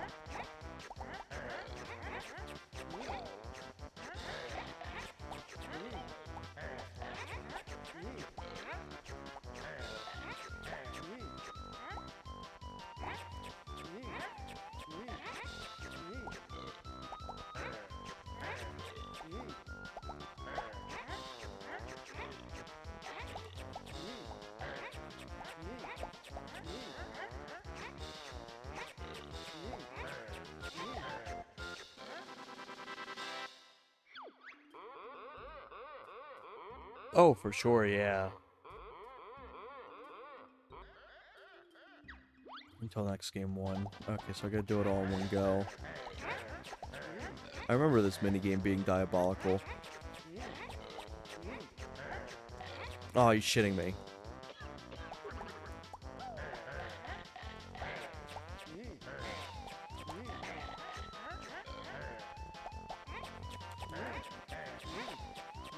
I remember the strategy just being like keeping in front of him. I was about to swap over. Yep. Oh, I missed. Oh, I missed.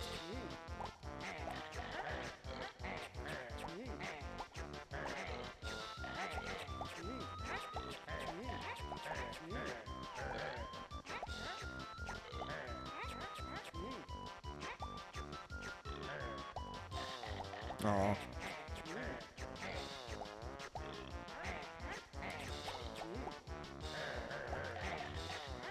Fuck. He can keep this damn Jiggy. Holy shit. Ooh, he's a bastard. He killed me.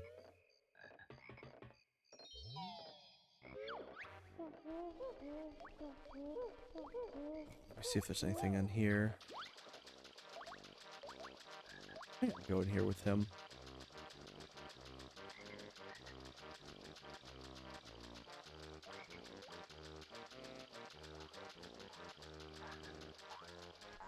Shit, no, I can't.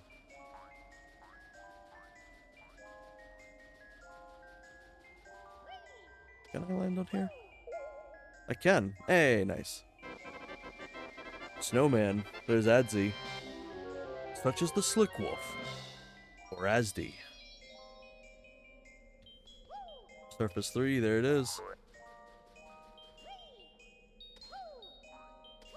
But it's like, yeah, look at this. Like, there's so much, like, love and, like, effort put into making this look good. It's not just a bunch of just random, like, sharp objects.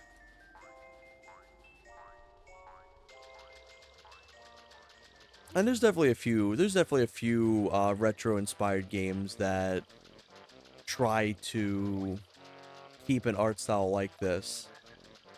But it's very far and few between. Especially those damn PS1 horror inspired, what are they called? Walking simulators.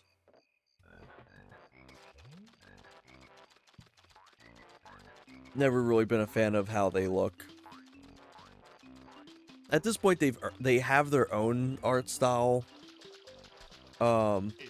Since it's just such a wide genre now, especially if you just look on itch.io, like at any time, it's just flooded with them.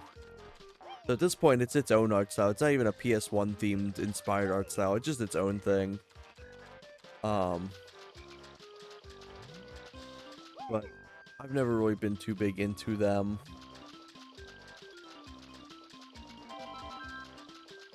I still gotta see if that CRT TV that I rescued works. I've been letting it dry out for, I think, like, what, 2 weeks now? Just making sure it's fully dried out and, like, taken care of and everything.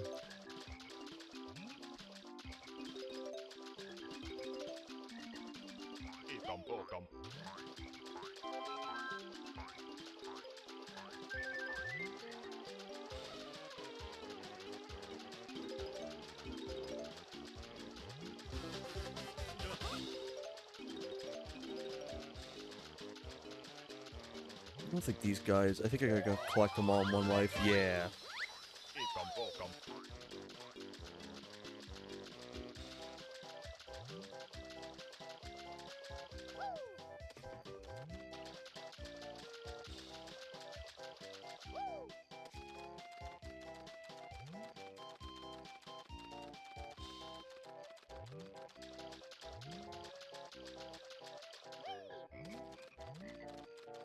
Let's see, what do I got in here now? 7 out of 10. Well, I got one there. I got one that has the little timer to do the platforming. And then I got... Oh, what's the last one? The Jinjo's one. Maybe it is the Jinjo's the last one.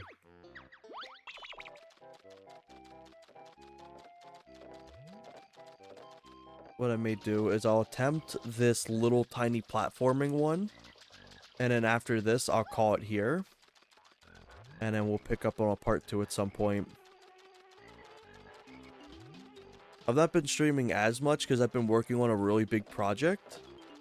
But I've gotten to a point that I can take a little break from it to do, like, some streaming stuff. So I'm definitely really excited to show all that off once I get it finished.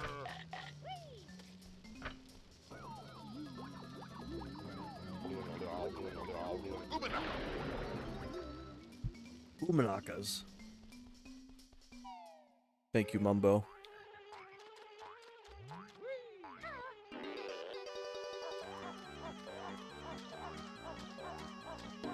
But yeah, like, even for this, like, the fact they're able to capture a swamp aesthetic as well as they did is impressive. Hey, thank you, Merc.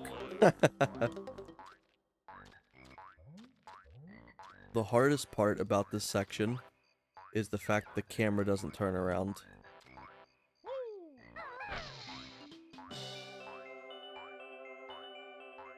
Got like 5 seconds, I think?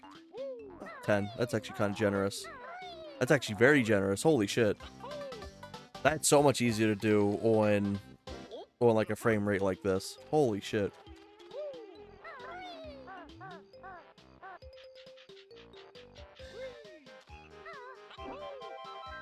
Get a few of these.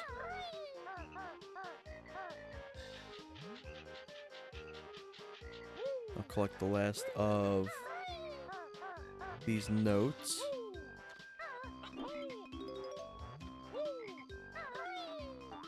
What's cool is just the fact that the notes can be saved over. You can toggle it too if you don't like the notes being saved feature, which is really cool. I personally like having the notes saved. But it's really cool for those who like to be able to toggle it on or off. So major props to them for like deciding that people get to choose if it's toggled or not.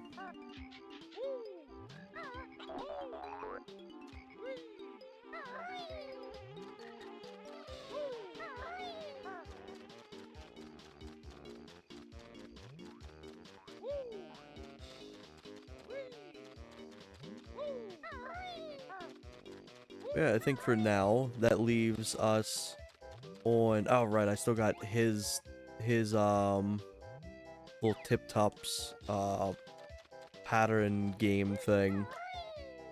There's that. There is the crocodile, and then there is the rest of the Jinjos. I think that would be a pretty nice setup for our part 2. So I'm definitely excited to play through a bunch more of this. Because this is like wonderful. The fact you didn't really need to set up anything too. You just download the file and then you just supply your copy of the game and boom, that's all it needs. It doesn't need anything like having stuff converted and like anything like that whatsoever. It's just put it right in and you're golden. Don't need anything else. So this is phenomenal. Major props to them getting the recomp done. Makes me excited for what else comes in the future. One thing I really hope that I get to see, however may long it take, is a proper Ratchet and Clank. Oh, you're shitting me. One off. What? Was it 260? It was 260.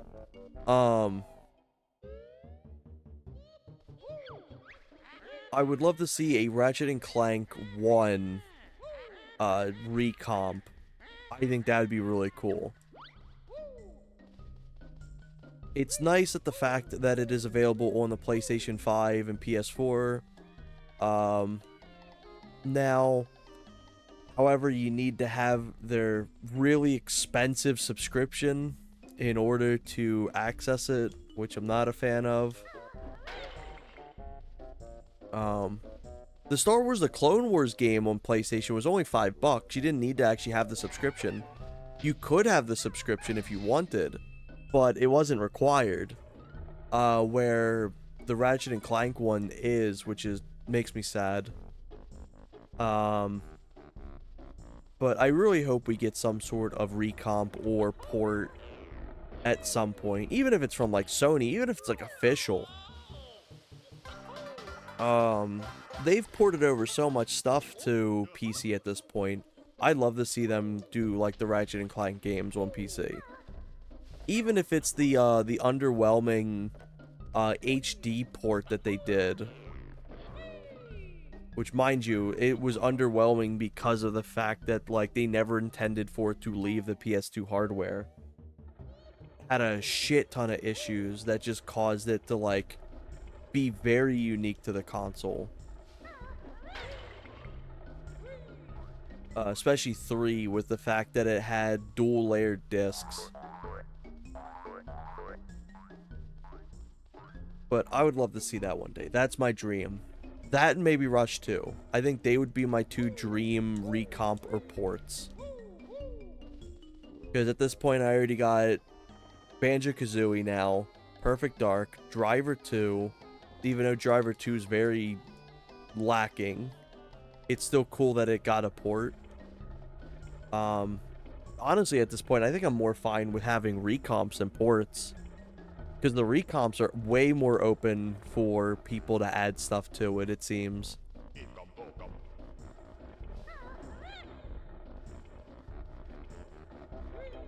But no, no, no. I think this is going to be a good year for recomps, imports, and everything like that. But I think on that note, I've gotten, what, 4 levels essentially done. Oh, that's cool that there is a timer. Yeah, 2 hours. 2 hours in, 360 notes, 37 jiggies. Yeah, I think we're doing pretty good. So, I think I'm definitely going to leave it here. Damn, I got the first one done in 16 minutes. Good shit. Um, and then I'll be finishing up Bubble Gloop Swamp, and then moving on to Surface 3, aka Freeze Easy Peak, in part 2. Not sure when I'll do part 2. I want to try to do it like soon. Maybe I'm gonna say maybe next few days. Definitely whenever I have time. It's currently still snowing out, but it's been going back before and forth between rain and snow, and I still gotta work in this shit, sadly. Thankfully I walk to work, but at the same time it sucks because it's very cold and very icy out. So here's hoping I don't perform like a slip and slide, like Home Alone 2 style with the paint cans. But I'll definitely try to let y'all know in the Discord and everything too. So, in case you are interested in seeing more. But on that note, I'll call it here. I hope y'all have a wonderful rest of your night. And I'm going to start working on some more mods and stuff after this, so I can get some more GoldenEye stuff pushed out. But y'all take care. And bye-bye.